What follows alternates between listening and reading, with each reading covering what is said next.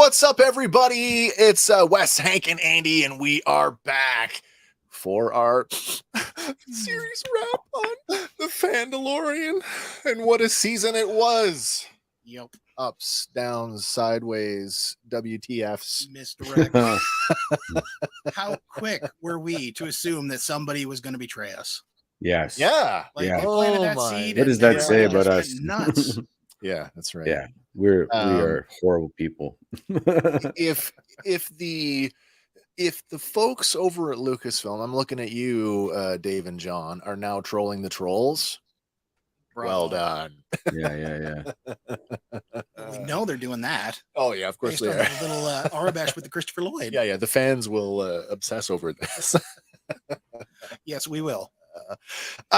Before we get into the wrap up special, I think it's time to revisit an old friend here. Let me just open up the drawer here and hit it with some. Oh no! Oh, no volume. Fail. Misfire. Stay. You. Get back in there. No, hold on a second.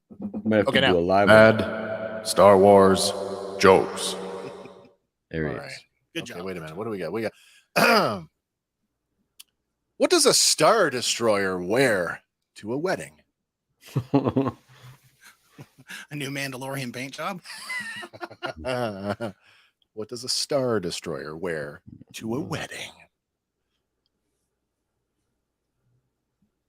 You got me. How about a bow tie? Wrap a bow on it. It's brand new. Oh my. Was that good enough? Do you need another one? Let's go for another one. All right. Big finale. Why was Darth Vader referred to as Lord Vader? Because he did not achieve the rank according to the council. That's a good one. No, because calling him Master Vader made the stormtroopers giggle.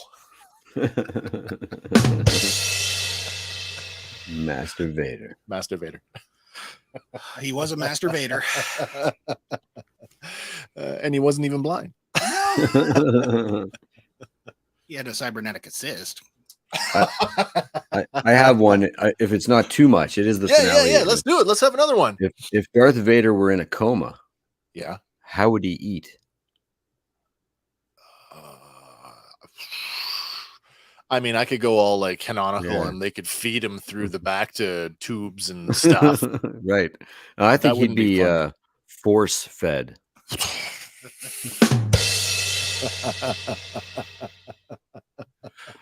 Oh my god! We have killed that.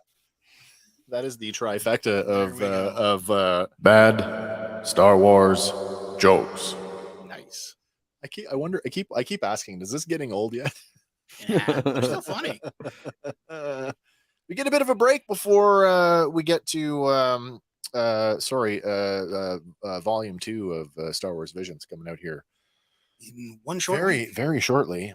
Yeah. As I was just saying before cameras rolled, if you haven't checked out Star Wars Young Jedi Adventures yet on Disney Plus, I just watched the first episode, and as much as it aims very young, I think there's something there. I intend to watch the rest of them, and they're only 5 minutes a piece, so there's easy to consume. Can't go wrong there. Yeah, visually it's very kid friendly. I get some of the young kids Masters of the Universe vibe from the animation style, but it seems pretty cool. Nice. Very cool. All right. Well, after a season of, as I said before, ups, downs, sideways, what the hell's going on? It was worth revisiting the season and talk about some of the highs, lows, what we thought about the season in general. And I thought, let's invite all of you guys along to share in that experience. We want to hear about your highs and lows for the season, for the Mandalorian season 3, the Book of Bo-Katan. Pretty close, more or less. What did you guys think of the season in general, and what are some of your thoughts and feelings about it? We got some visuals here. Ooh. This is a very loose format tonight. There's no real script to go on tonight, but Andy, you were kind enough to put together some visuals. So hopefully we'll spark spark the memories. Oh, did I put the wrong one? Oh, there we go. Okay, There we go. The Okay. display one. Okay. Let's kick this thing You know off. what? That's one thing I wish we got a little bit more Peli A Motto. little more. Okay, well, there's a good opening thought. More Peli Motto. Mhm. I agree. I agree. Like where she showed up, she fit in, but I feel like they could have used her a bit more. Like make a couple more stopovers there. She's a good babysitter. Yeah, I mean, we did get a bit of an expansion with her in the Book of Boba Fett. I mean, she did have a slightly more expanded role, and I just consider the Book of Boba Fett to be an extension of the Mandalorian universe. So to me, it's superfluous with the Mando show. Yeah, absolutely. We got talking about the Darksaber and sort of what happened to the Darksaber, and I'm like, what, last season? And I had to remember, no, it wasn't in season 2. It was in the Book of Boba Fett that that conversation between Din Djarin and the armor happened. So yeah, Mhm. to me, they're just they are the same thing. But let's go all the way back. Now these are episode order. They are in episode okay. So order, all the way back to episode 1, chapter 17, Apostate. Man, It kicked off with a bang. yeah, it really did. Like, I mean, they didn't settle on the end or at like being a turtle monster. It ended up being more like a gator. But in retrospect, though, what I liked about now going back and looking at it is look at how the season closed with the final, the proper baptism of Mhm. Ragnar, and it's right where we started. Yeah. Back in chapter 17 with Ragnar. So fitting that we did. I questioned in my leave you notes for my vacation what they were going to do, how they were going to handle Ragnar. It looks like that is exactly what they were doing. Yeah. He's taken the creed, and it will be the covert collectively that is going to take care of him. Yeah. with an influence from Max, though. He's standing right beside Axe in that And final scene. Casca. Yes. So maybe I wasn't too far off the mark there when No. I said maybe Axe might have some role in looking after him. Yeah. You get the sense too that they, it takes a village. That they Yeah, really, absolutely. Yeah. I thought, I'd asked you to use some of either the credit art or like something that encapsulates sort of the episodes. And this absolutely does. I like the design. I actually like the credit art design. The crocodile, turtle, gator, dino. Yeah. Dino Turtle. And did that not set the tone for the rest of the season? That came back several times in the course of discussion over the season about when are these guys going to get away from worlds where things can kill them? True. And apparently never. No. It's just a great way to show like what a crazy hard life it is to. Yeah. It's not glamorous. You're hiding in caves. Yeah. There's other stuff that lives in caves. Great dragons and what have you. I had sort of made light of, for somebody who was declared apostate and was never allowed to return. How did he know where they were? Like, apparently it's okay that you can visit. It's important enough. That's okay. I'm not here to complain about it. I just want to, like, anything I say, put it aside for a second. I love this show. As much as anybody else does. So anything I say is in good fun and in humor, and it should be taken as entertainment only. That's one thing I did not understand this season was people being so negative on the internet. Well, but Like, again, if all you're going to do is watch it and rip it apart and hate on it, are you really there to enjoy it? I had an exchange. I've had a couple of exchanges this season. I had one that I shared with you guys that I said actually got to me, that really made me question, why do I do this? But I had another one just yesterday where somebody was asking, why is the fan base so divided and so toxic? And, it reminded me of some of the stuff that we had done in the first few episodes of our show, talking about toxicity within fan communities, Gatekeeping and any fan community. And it goes back to, I still think that it comes from this place of passion, but those fires burn hotter for some people than they do for others. And again, you add in a pinch of internet and a dash of pack mentality, and suddenly it's like, well, if you don't know everything down to, to the minutia, you are somehow a lesser quality fan. Yeah. Of course, that's not true, but people will say things with the relative anonymity that the internet gives them. They will say things online that they would never say to your face, and yet there's still no trophy for how much Star Wars lore you know, folks. There's only a Guinness World Record trophy for how much stuff you have. That's right. Yeah. Look out, Steve Soundsweet. We're coming for you. That being said, if you are one of those fans that is steeped in the lore, and I mean, like, maybe you know more than I do, is it not more? Share that lore. Yeah, like, Say, hey, did you know? And that might spark somebody to say, go pick up we can the have Han Solo trilogy. Yeah, there's no weird, like, yeah, I don't think there's room to be weird about it. Like, yeah. No. Again, though, we come back to this whole like, oh, they've totally changed what Mandalorians are, and I'm like, but what did they start as? What about the people who have never read a book, never flipped through a comic, never played a video game, who only watch the live action stuff? Yeah. And did you even watch the Christmas special? Pretty true to their essence, anyway. Like, yeah, there's nothing so divergent. No, most really of the lore that we got was new. Yeah, like you know what I mean? Like, oh yeah, a fleshing out of things. There we go. What did we feel about the going after? I made a pretty bold statement based on some of the stuff I saw in the trailer. I thought that IG 11 was going to be fully Terminator? Restored much sooner than maybe he was. And that didn't happen. So that was an interesting subversion. Well, doing that, it gave a chance for another droid to shine. Oh, absolutely. And in a big way. Hero of the rebellion. Yeah. There's a nice early punchline that they came back on, if you will. It worked really well. Like, and a couple of iterations, like, sure, we could get 3 action figures here, like half an. Oh yeah, and just ship it with 3 Anzellans. The full-on Terminator moment here just reminds me of how much this show likes to dive in on other genres, on other big pop culture moments that we all recognize, because it's all the stuff that we all love. Yeah, and it dips in and out flawlessly. Like, it doesn't rip you out of the moment. It doesn't. Yeah, it still feels wholly Star Wars within the universe that they're creating here. Yeah, absolutely. Yeah, I never felt like, tongue in cheek and like, wink, wink, nudge, nudge. I get it, but I don't feel ripped out of it. No. And that's because aside from like the absolute details, Star Wars has always borrowed from really great, movies and storytelling. Like, always has. Yes. Yeah.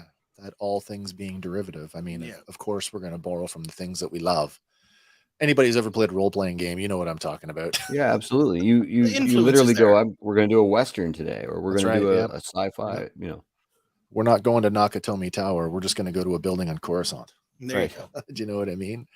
Flan's Huber is going to be holding up. Yippee-ki-yay, nerf herder. That's right. He's Rodian. That's right. Yeah. So, God, this episode was pretty cool. I enjoyed this episode. I enjoyed it quite a bit. Yeah. Oh, and there we are. That's our first line. Our first line series. Season. And I said right from the beginning, every time an Anzellan is on screen, that's what I'm watching. I don't know what it is, but I've loved those little guys since Babu Frick. And like I said before, if they did nothing but hey, I'm like, I'm happy. That never, ever, ever will ever get old for me. And they delivered so much. Like, not only is there not just one Babu Frick, there's a whole species. Yeah, and so they're all great. Exactly, and that's their thing. That was another thing this season, was like building on the extended lore of different species in a big way. I like how they were incorporated into the infrastructure. Like they have a little crawl space, but it's a big enough workshop for them. Did you guys watch, or when you were kids, maybe you read the books? I read the books. I watched the cartoon. Remember the Littles, and they lived inside the walls? Yep. I instantly thought of those books and stories. Nice. I thought this is such a nod to that sort of storytelling. Dinky wasn't. He was the pilot, right? Yeah, Dinky the pilot. Yeah, they all had little like tails. Yes, and pointed ears like owls. Yeah. Red, nice to have you along tonight. Bad baby. Yeah. Do we want to revisit that now? Yeah, we can revisit it whenever. We can revisit that now. We can play it again later, but I mean, it's still. I say that it's not. I personally do not think it's there. I absolutely, but I agree with you, Andy. Once you've been twitched to it, once the suggestion has been planted, you can't not hear it. And if you haven't heard it, let me play this for you. Bad baby. No, it's crazy. Well, Foul-mouthed little creature. Yeah. I think he said Mr. Falcon. That's right. Yeah. All the Anzellans voiced by the same puppeteer and voice actor who played Babu Frick in The Rise of Skywalker. Yeah. Pretty cool. Well, the Apostate. Any other thoughts on the Apostate episode? Pretty strong opener, I thought. Really strong opener. I thought so as well. And yet at the same time, I thought, okay, we've set the tone for the season.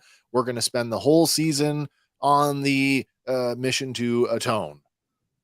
No. And then we get to chapter 18 and suddenly that's not the case. Nope. We're going to go right there. We're not spending any more time. We're going right to Mandalore. We've gone from the Terminator to the time machine. Yes. With our Morlock looking dudes here. Go to Mandalore right away. Talking about that subverting expectations. Did anybody expect that he was going to complete his quest in the second episode of the season? If you're going to follow that with 5 bubble episodes, then I mean, you pretty much got to. Well, yeah. I loved this episode a lot because we got to see.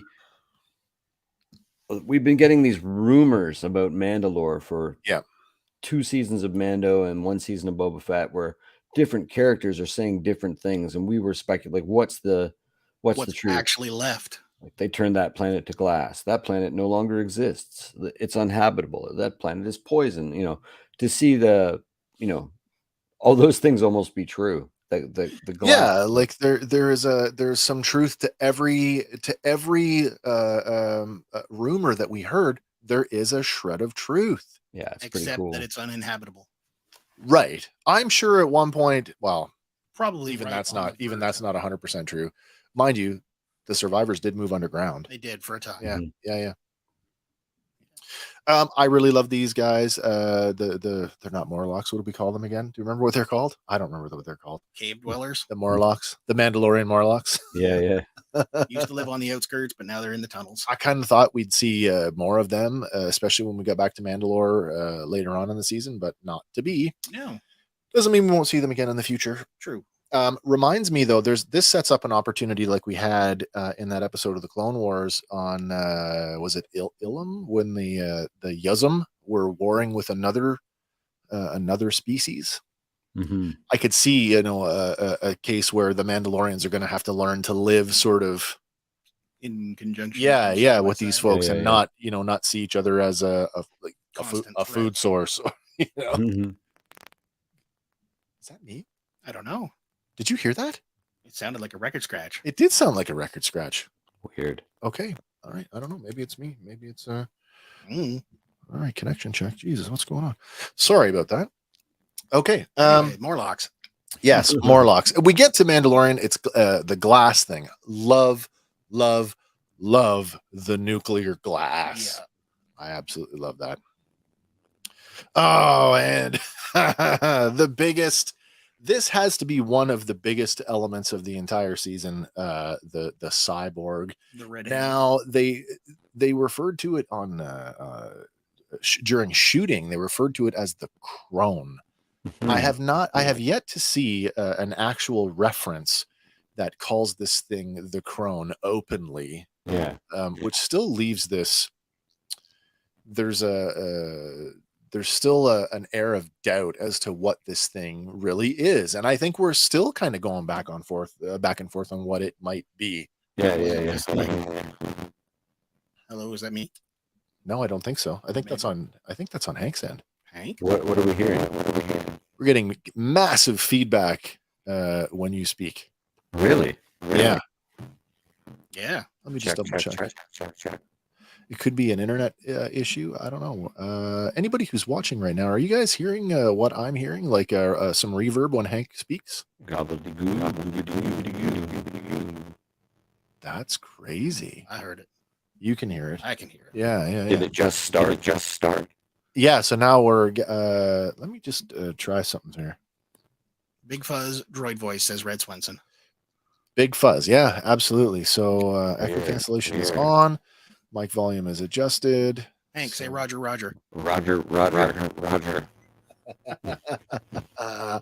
Do you have on your end, Hank, within StreamYard, do you have echo cancellation turned on? I don't know.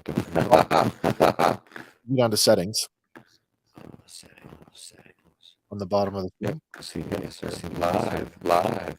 Audio. Wouldn't be a full episode. Didn't have some technical difficulties. Under audio, there's a button that says echo cancellation. Make sure that. It is click. Yes, sir. Oh man, can you check just for a second? Check the physical connection of your microphone.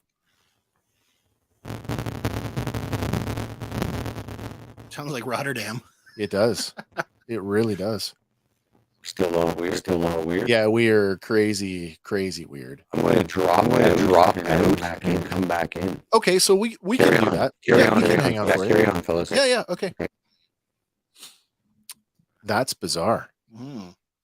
So I wonder if that was maybe just the way that he's connected to his computer, or Maybe. it wouldn't be the show without some No, it form of wouldn't. technical difficulty. Oh, It's speaking of tradition. technical difficulties, for those of you who are hanging out with us on Tuesday nights, and I've been saying every Tuesday night we're a call-in show and you can't call in.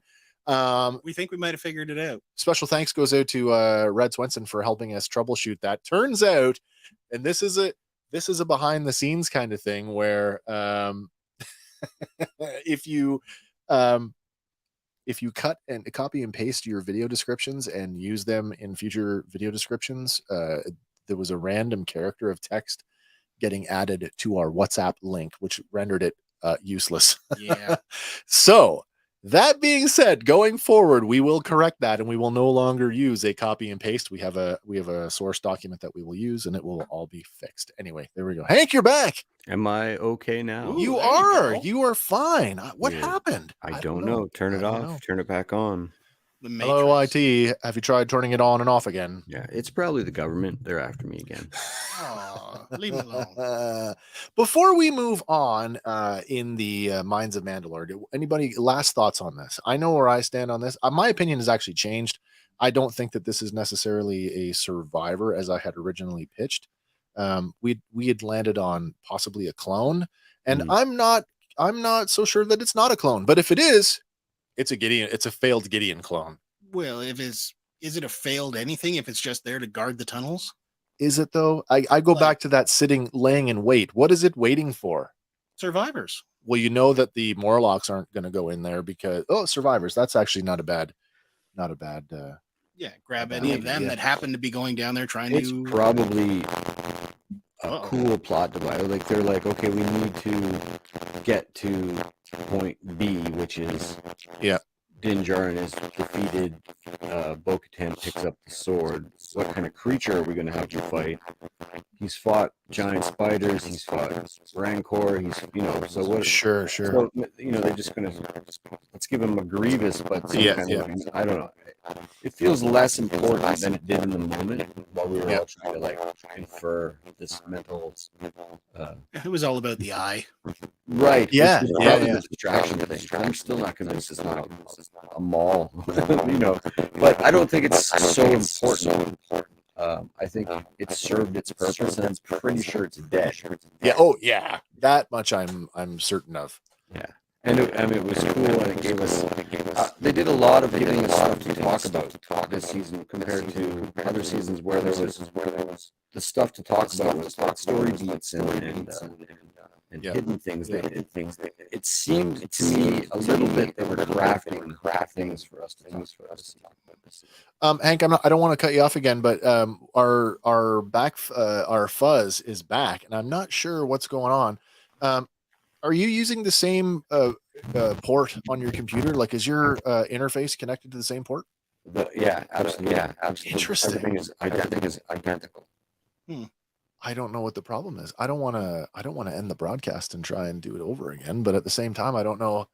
I'm not sure how else to troubleshoot this. We've already had you drop. When you dropped out of the stream and came back, it was clear for the first couple seconds, and then it wow all over again. How can we fix this? Let me think about it for a second. Your interface, it's USB, right? Yes. my suggestion would be, if you have the time and you don't mind doing, leave the stream, disconnect your hardware from your computer, reconnect it, and then come back in. Okay. Like, unplug your microphone from the interface, unplug the interface from the computer, then plug it all back in together and come back. All right. Okay. Sorry. I'm sorry. No, keep carry on. Keep carry on. We'll do. All right. Yep. All right. Again, it just wouldn't be our show without a technical difficulty. Nope. This one's out of my hands, though. I don't know what to do with this one. I hope that solves the problem. Again, that whole, like, have you tried unplugging and plugging? Leave them alone, government. Yeah. Trying to do a show here. Oh, the Mines of Mandalore. And so we get to, do we have another image for this one? No, we don't. Okay, so we get to, because there was no credit art for the biggest moment of the episode. No, that's true. That's true. The Mines of Mandalore. We get to the Living Waters, and Din Djarin does the full plate mail night drop off the pirate ship. Yeah. Right to the bottom. Yeah. How about that mythosaur? Yeah. All we needed was just the eyeball opening, which is pretty much all we got, and a bit of the horn as it kind of turned away. That's going to come back later on in the season, though. I mean, it's coming back at the end of the season just to make sure you didn't forget. There's that. This is a thread that I'm sure they're going to go back to. Absolutely. Grogu is clearly aware. Yeah. I mean, he reaches out to the water and made a connection. And the mythosaur seemingly opens his eyes, reacts like, hey, to what's it, up, like, So are we going to get a Grogu with the Rancor in the Book of Boba Fett? Are we going to get a similar? Would not shock me. The question is, how soon? I mean, we can only, I've said this before, we can only do so much with Grogu as a toddler. At some point, the show has got to deliver on a time jump. And I know that is going to polarize people in so many different directions, because suddenly our boy Mando is going to be an old man on death's door. Old Mando. Old Mando Logan? Old Logando? Oh, old man Logando. No. All right, we got one more. Here we go. We're going to try it again. I see this playing out, though, in the Filoni movie. Any luck? So right now, that is crystal clear. Okay. Well, let's keep our all right. Let's fingers crossed. Fingers crossed. We were just talking about the mythosaur at the bottom of the Living Waters and the ramifications. Now that we've seen Grogu do his Mick Dundee and reach out to it, the mythosaur is aware of him. Yes. Or at least Grogu is aware of the mythosaur. Yeah, I would think both. I think that's what that eye-opening thing was. That was a connection. Yeah. Another subversion. We've been saying somebody's going to ride a mythosaur. That didn't happen. But it didn't happen this season. And I think we all kind of. I did say that I thought there might be a Bo-Katan show coming up, and I thought they were going to save it for that. Yeah. Turns out that that's not the case. That being said, I mean, as I said before, with this whole Mick Dundee thing, and I was just saying to Andy, Hank, at some point, if we're gonna stick with Grogu as the Mandalorian, and he's gonna be the one to become Mandalore, the show's gonna have to give us a time jump. It just cannot. We cannot keep going. One season is a year or 2 years in the life of Grogu. He just doesn't age fast enough for that.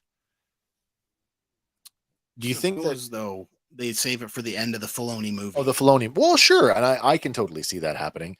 Hopefully it's not as jarring, though. Would you be okay with incremental jumps season to season to see this character develop over, a longer period of time? I would. I don't know how many seasons we've got left. I think they're wrapping up relatively, what was the proposed timeline for the Filoni movie? 2024? I thought it was 26. 26. 26. Okay. 26. Okay. 2 seasons of Ahsoka, one more of the Mandalorian, which is now like basically a retrofitted. What is it? Rangers of the New Republic. Right. Which could be more than one season. So like, season 4 is the replacement for season 1 of that. And who knows, if things are going extraordinarily well like they are now, they could just push the movie back. Yeah. Yeah, because that's never happened before. Movie dates change all the time. Right. All right. What's Well, interesting is that Tamora Morrison has come out and said a few, have we been following this? What he's been saying, like, yeah, not so nice the way things. it's Like, been spun. Now, I don't necessarily that's what think I it's don't know. That's what I'm I wondering think a if lot it's of it being was tongue in spun. cheek because a Right. lot of what he did say, he also said in that same. Now, this is at Supernova, which is the big convention in Australia, that he was not invited back for this season of The Mandalorian, and I don't know what happened. I was waiting for the phone call, but Right. then he was asked point blank if he was going to be in Ahsoka, and he basically did the I don't know, and then winked at the crowd. Right.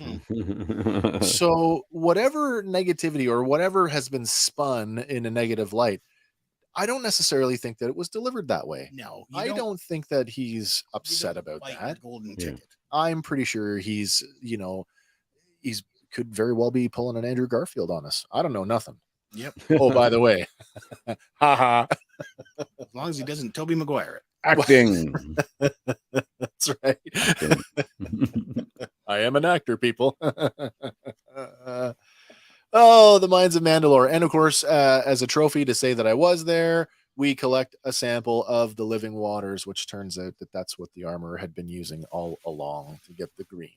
Which is probably mythosaur poop. Definitely laden. Mm. I want to talk a little bit about that water too. Is this an appropriate one for it? No, not really. This episode, not really. Does she do? No, she doesn't do any foraging in this one. This is this this is one. a crazy battle. Remind me when we get back to the armor to talk about the living waters again, because that was a thing that I was like, wait a minute. Yeah. Okay, the convert. This put the wars in Star Wars, possibly the best, definitely the best starfighter battle of the entire series. Maybe one of the best starfighter battles in all of Star Wars, and I say that with total sincerity. I firmly believe this was so good. They kept that last season they one-upped. This season they've one-upped again. They Top Gunned it for me here, and I loved it. Oh man. What do you guys think of the fighters now that we know that we can say pretty Where did they come from? Pretty firmly freaking close. They came from Mandalore because there was no support ship. Yeah. And I had said that, like, nailed it. I'd said why nailed it. Excellent. Why wouldn't any occupying force leave behind a contingent? It didn't make tactical or practical sense to me. And I know it's a fantasy, but here we go. That's more like it. That, what a great place to hide your faction of the remnant empire if even the empire thinks that this is a non-issue. The Mandalorians are still a problem. Yeah. Perfect.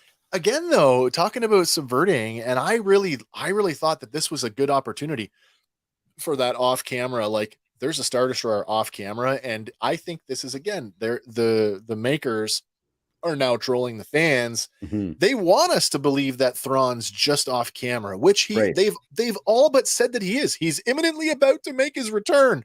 Right. He's literally standing on stage right, looking at all of us, going, and here we are arguing, is this from Thrawn's Star Destroyer? Mm-hmm. No. Well done. I like that. So I did like the line from Bo-Katan there, though, where she's flying and she's like, "Oh, I'm a little rusty." This is her at a little rusty. You rusty? Those wing dips. That was some of my favorite stuff. Yeah, the it's almost like what's the tech thing, the slide, tech very similar. Yeah. It'd have been, I'd have lost my mind if she had named it that. Yeah. I'm gonna use the blah blah tech blah. turn. Yeah. Okay. Where else are we at here? Oh, yes. And then we go into Pershing's story. Man, this is another one that got people really upset. Really? Yeah, because they wanted more whiz bang, and they didn't want the politics and stuff that we got on Coruscant. Yeah, but it moves stuff forward. You're preaching to the choir, man. It gives us a better inside view of what the New Republic was doing. That and how it ended up where it ended up. Like, how power corrupts. Absolutely. What's that? You work for the Empire. Come on in. We said it in the episode, meet the new boss, same as the old boss. Yeah. It's just crazy. This scene is so dystopian. This is so Orwellian here. Yes. This Are you well? How is your mental state? Right, you know, your interview droid, but really an interrogation droid. The parole droid, as I The call parole it. droid. Yeah. Yeah. Have we seen The Last of Pershing? I don't know, but maybe. There's that talk about his research is unavailable with an asterisk for now. Yeah, that's another What does that thread mean? that's left. hanging. Yeah. I mean, especially with Katie O'Brien's character. if we can assume, I don't think we're done with her. No. Assume maybe that if that The was a mind clone flayer. of if that was a clone of Gideon, there could be clones of Pershing. I mean, Yeah, if you're doing the work for him, you might as well make one for you. I mean, right at the beginning of the episode, when he's delivering his speech and he's talking about building on the success of the Kaminoans research, and he talks about the success of being able to clone a single organism perfectly. mhm. That's old hat. Would it have Yeah. the same knowledge though? Well, Because so we've seen wait a with minute. Now clones that they let's all, like, let's talk. diverge, That's a right? great question, but we can extrapolate the answer on that, and I'm going to lead with no, because all of the Jango Fett clones still had to undergo training and education, Mhm. so they don't just come out the cloning vats No one went Jango. right. With no mustaches. Yeah. Because don't forget, Pershing kept his facial hair. It's Mustache Gate 2.0. That's true. Yeah. Somebody said, and this was a practical one. It's like, oh, don't forget when they filmed this, he was also filming another show at Yeah. the same time. Where Well, they could have done the reverse Superman on him. this is Henry it, Cavill. and made it look better. Yeah. Oh boy, easier to add than it is to take away. Must apparently. be. Yeah. Pershing. We got a lot of cool things in this episode too. We get to visit areas of Coruscant that we'd only ever really talked about in Legends, so that Yeah, was kind of man. cool. Well, sorry, that's not true. We did Tip see of the them in the mountain. Clone Wars. Yeah. You get to see how wasteful the New Republic is. Well, that too. Yeah. What's that? All this access to machinery and ships and It's- everything? and- Get rid of it. And weird and authoritarian and petty. Like, don't touch the mountain. Yes, really. Yeah. That like it's crazy to me that that's policed. Like always, there's a cop droid there right away. You know, boop, and then it picks up the litter. Don't litter. Don't touch the mountain. But she can go down a couple levels and talk to an Imperial probe droid. A probe droid that just get a happens to be hollow floating from around. Gideon, Yeah. right? Like, you know, where's your clearance? yeah, right. Where's your resources? Like, Yeah. where's the real enemy? You so oblivious to, you know, we won. Second Death Star is, you know, we won, and not Yeah. realizing, yeah. Not Even yet. the Empire, the remnants, they'd be like, if we're organized, they're going to hunt us down. We need to be chaotic and weird. Yeah, I found that to be really interesting that they are intentionally, and I think that fits. Talking about Legends, that just fits in with what we understand the Remnant to be, this loose collective of warlords who are trying to eke out their own corner of the galaxy and build their own little base of power Until they can get, you know, organized and big enough to make an attempt. exactly. All right, well, that was the convert. Oh no, we're still on the convert. Oh, and the poor ending. That's a mind flare. Yeah. No, it's the XP32 whatever. I went through it myself. It's quite Yeah, refreshing. Tahiti machine. Yeah, it's the Tahiti machine. And therein lies the big question. Like I said, are we going to see him again? They talked about being able to selectively Take what they need and get Yeah, so you know, we can there's her just dialing it up to 11. We can take a man's trauma away, but we can also take everything away. I think she's he's taken fried and gone, and I think it's because we have to eliminate some of these major players from the future, Right? Because we know they're not there. We know that, you know, by the time of Rise of Skywalker's, a group of clones running around in Stormtrooper Dark Trooper 3.0 armor or whatever, it's not a thing happening. Yeah, it's not a thing, Yeah. right? Like, Yeah. You know, there were no Mandalorian ships in Rise of Skywalker in that giant battle where they had, like, you know, the citizen fleet. Tugboat. I think there was a land speeder even out there in one of the. That's a good question now, because we've looked up the citizen fleet before. Was there for sure there were zero, not even a Comric, not right, one, not even a Comric, zero. Interesting. And when I had that conversation with Lauren, she was like, "Well, 35 years isn't a long time to rebuild your entire civilization." True. And if they just say, "All right, you might be pretty independent, xenophobic with the rest of the galaxy after having, you know, well, just gotten your feet back. 35 years. You're right. But again, look at our own real. I don't want to mix because it's like one wizards and generation. laser swords, right? But like, look at the recovery. Look at what the industrial machine, what the U.S. military machine was able to do once the war came. Look at Papu or whatever. Pabu. Yeah. Pabu. Exactly. Overnight they rebuilt. Exactly right. And I was going to say, even within the context of this show, the Mandalorian covert, and again, I went back and I watched that scene from the scene in Book of Boba Fett at the Ring World, and when Din shows up with the lightsaber burn on his leg, and he thanks Paz Vizsla for saving his bacon, and he tells him outright, with him, we're 3 now. The covert was wiped out. There was just like him in the armor, and now Din Djarin. By the time we get to this season, they've rebuilt significantly. The numbers, they had like 30 plus when they were all training on the riverbank there. Yep. And then even more in the finale. That's what I mean. But they recovered like incredibly fast. Like you're going to have to build up a fleet, like, and I feel like it explains it in terms of them not really wanting to be involved in the rest of the galaxy's doings, especially the workings of the Force, etc. They're It really gives you that sense of like, did they pull the Sweden card? Maybe. Yeah, neutral. Well, and that's always been their position, even though they were internally warring with one another. Yeah, that's right. Yeah, their position has always been internally neutral. Exactly what Doug said. Maybe Doug's got a question. He says, "Would the Mandalorians let them wipe each other out?" The funny thing about the Mandalorians, though, is that they've never been like galaxy pirates. They've conquesty. They're not the Americans, if you not will. Expansionist. You mean they're not expansionists necessarily. Yeah, In the past, they expanded. Within their own system, like Concordia and whatnot, right? Yeah. We will watch our own borders, but we are not interested in branching. Yeah. I don't know if they would sit back and pick up I don't think they're interested in anything Coruscant or Chandrilla or galactic power or mucking with the Hutts. I think they want to be left to their own devices. I think that I agree with that as well. Yeah, I mean that the line from Bo-Katan about how, or no, not from Bo-Katan.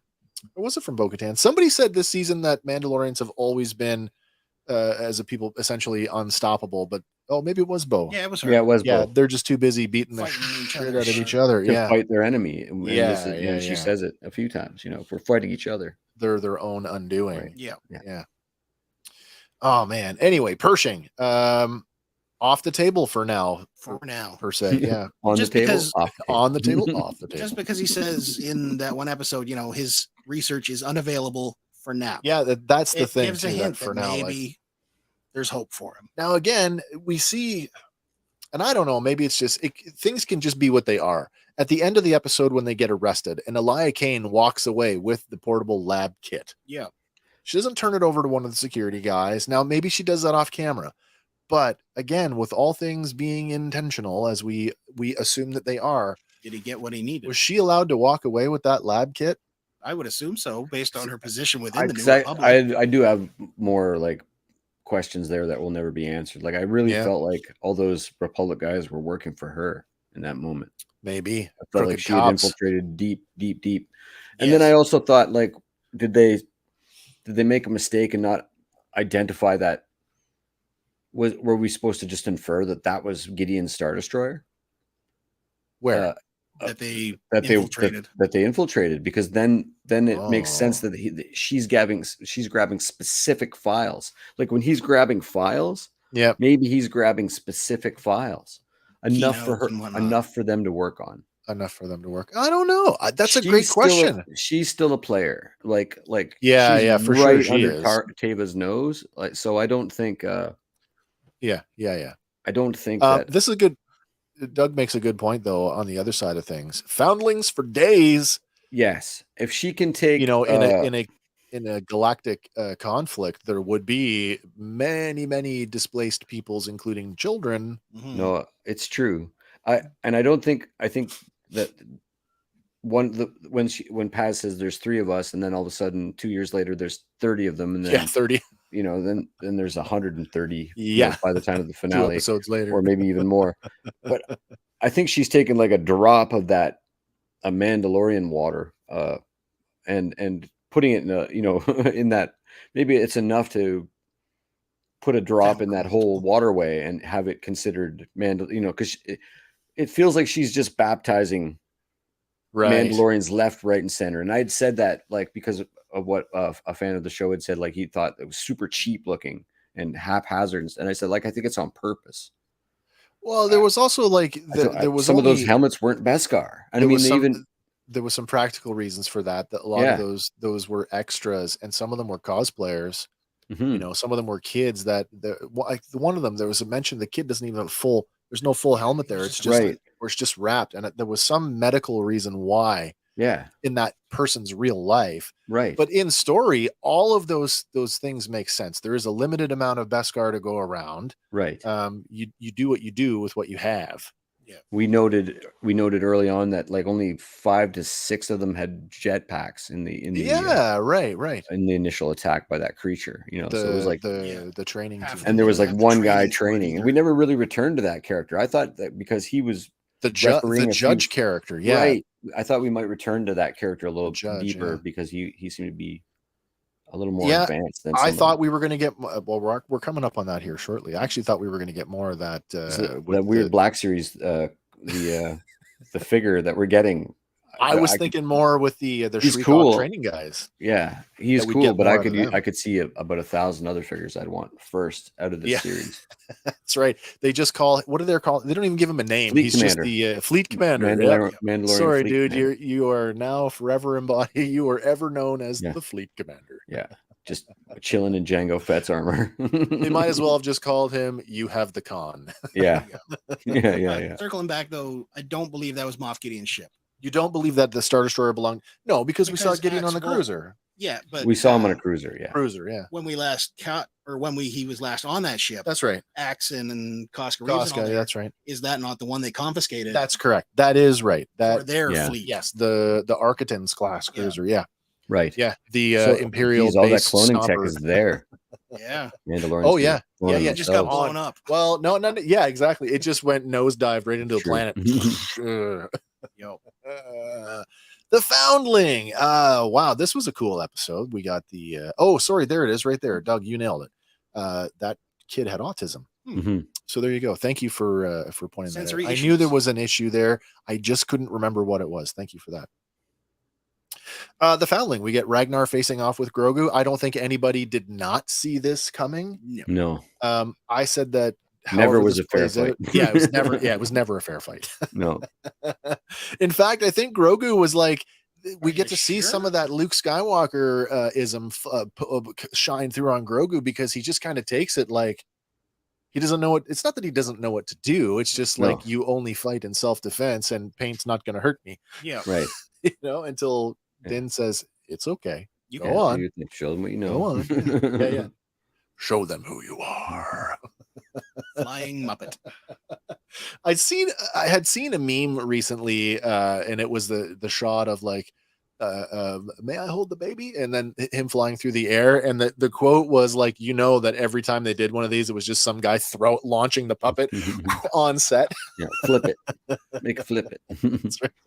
Make it land on its feet. Apparently they have weights in his feet. He'll I was going to say, apparently they have to have. They probably went out and bought one of the plushy ones because they have them on set and like bins and bins of them. Yeah, I mean, you wouldn't want to be launching your your hero animatronic. No. Thousands of dollars. Here we go. No, you launch the $80 one. That's right. But again, we get to see Grogu shine through in this episode. I like this episode. Mm-hmm. I liked it a lot, even though we had some issues with it. Well, that's not really one of them. This sparked a lot of talk because it seemed like all the YouTubers got on board with this, that because the armor had named them as the Shriek Hawk training team, that this somehow meant that's a Shriek Hawk. No, I don't think it is. It's a reptile. I don't think it is. Also, that was not the chick on the spit. No. Later on in the season. That was a Navarro Reptilian. Yes, yeah, the Navarro. You could see the reverse horns on it. It was very clear what that was. Yeah. And we learned that their jetpacks have limited fuel. Limited fuel. Episode dependent. Yeah, so they have plot fuel. We have plot armor and Plot plot fuel. fuel. And also, unlike a Sarlacc, you only get digested in this thing's mouth for 24 hours. That's right. This thing only digests at dawn. And there's Like even though the wind and the elements have eroded the landscape. Yep. There is zero wind at the highest point. Hell no. Well, the sticks were a windbreak. Yeah, Right.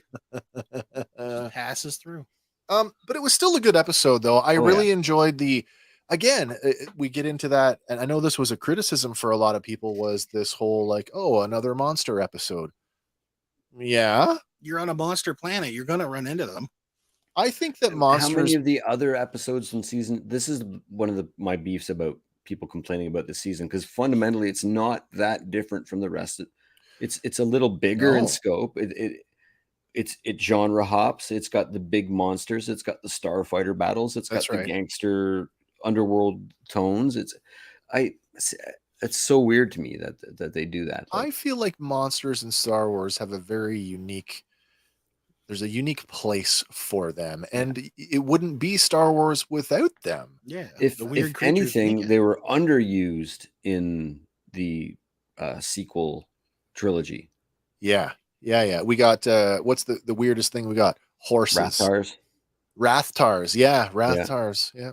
And the weird cobra thing in Rise of Skywalker. That's true. Yeah, that's true. Right. And then the horses that they rode on at the end of rode them down the, which were just horses. Yeah. But it's okay. Banthas were just elephants, so it's okay. Yeah. But yeah, so another kaiju-esque episode, which I had no trouble with it at all. No trouble with it at all. And then further to the expansion of the Mandalorians, this kind of, I don't want to say sheds light on it, but like they're pretty quick to get. Well, he's gone. Yeah, really. They just land. Okay. Later in the episode, it comes up and they're like, we all gave up on him when you guys. Search the river. Maybe he dropped the helmet. It makes you wonder, though. This goes back to what they said, though. Every other time that this has happened multiple times, and that the creature always gets away. So maybe that plays into why they stopped the chase. Maybe. We've hit that point where, like, we know if we get here, it's not we can't go any further. Yeah. Maybe. But the question is, how did they get to this planet? The Mandalorians. Yeah. Where are the ships? How'd you get here? They didn't jetpack here. Is there public transit laying around? Like, hitch a ride with somebody. We saw Mando take public transportation in a previous season. We've seen public transportation in Andor. We know it exists. But if this is supposed to be some super secret, that'd be a funny episode. Everybody gets on with the helmets, real quiet. Nobody says a word except one little Rhodian kid in the back who's poking them. Yeah, really. Wow, we're really blowing this apart. Suspension of disbelief. Come on. Space wizards and laser swords. Damn it! Don't make me come back there. They got here and they ran out of fuel. Yeah, maybe. Now they're stuck here. Maybe. Again, though, we've seen them do the drop thing. So fly into a low orbit and open the door. And maybe you can. The ones without the jetpack. The ones without jetpack. Yeah. Drop them in the river. You know what, though? We didn't see the whole. I think we take it for granted that Star Wars, by and large, set it up with the original trilogy that the 3-act play also gives us the 3 environments. So each film has 3 environments. And so we always took Hoth to be this barren, desolate, the whole planet is an ice ball. And, that full of Yetis. Later on, subsequent stories would kind of support that. But that's not necessarily the case. This planet may not just be one mesa-ridden planet. There could be settlements somewhere else, and that's how they came there. And if it's anything like that one episode of the Bad Batch where they go to the mining planet and like half the planet is empty, and then there's a settlement over here that's right, an abandoned settlement. Yeah, so it could be something similar. Yeah, we just never see that. No, we don't need to. All right, well that's fair, I think. And then my gosh, and the flashback. Grogu suffers in some ways from PTSD. Yeah, that's a fair shake, I would say. Mm-hmm. Now, is it a straight up memory or is it a force vision? Well, I would say it's a straight up memory. Yeah, I don't know. It's like it's cracked into him when the armor starts hammering, right? Yoda says that to Luke on Dagobah that the Force can show you the past and the future. Maybe. So that's where I say, like, sure, he's got PTSD, but I do question, like, I know that the visual is for us as the audience, but it does make you wonder, is this a force fueled thing or just a straight up memory? It's probably like, because we saw Din have the same experience. Yeah. I think that's one thing. It's we want to see the parallels in the characters. So they're both, but I think it's meant to be like you're in the presence of a shaman and you're having a spiritual experience.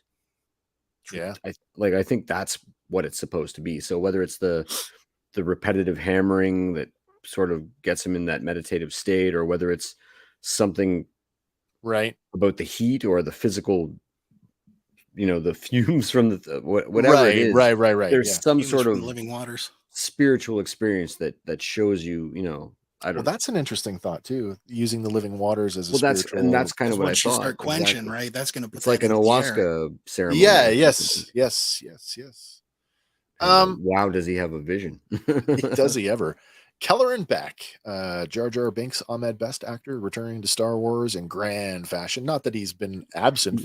Had us going in the boo with Jar Jar Binks in the driver's seat. We were going crazy with this one. If you were not aware of that children's game show, then this would be a crazy reveal for you. Yeah.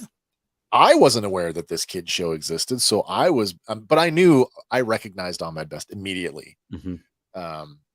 And I couldn't be more happy for him. So I think this was just a wonderful, wonderful tip of the hat and a grand gesture to him. So very happy that he chose to come back to Star Wars this way. Yeah, this is my favorite moment of the whole season that wasn't eclipsed by the finale. Yeah. Love the speeder chase through Coruscant. I love that it paralleled places we've been in the Pershing episode. Yeah. Fun, right? Yeah, I very much like that. Love the return of Republic gunships. I fawned over. Hey, we haven't seen the ball cannons on a gunship since the movies. Yeah. Mm-hmm. Clone Wars just seemed to omit them. They did seem rather powerful in the arena at Geonosis. No wonder we'll just get rid of those. Oh yeah, Keller and Beck. Where are we at? Oh, right, the pirate. But before we jump to the pirate, sorry, let me go back then. Yeah, let me go back. Just the finishing of the episode and how they came back, like they managed their task, right? They save the kid.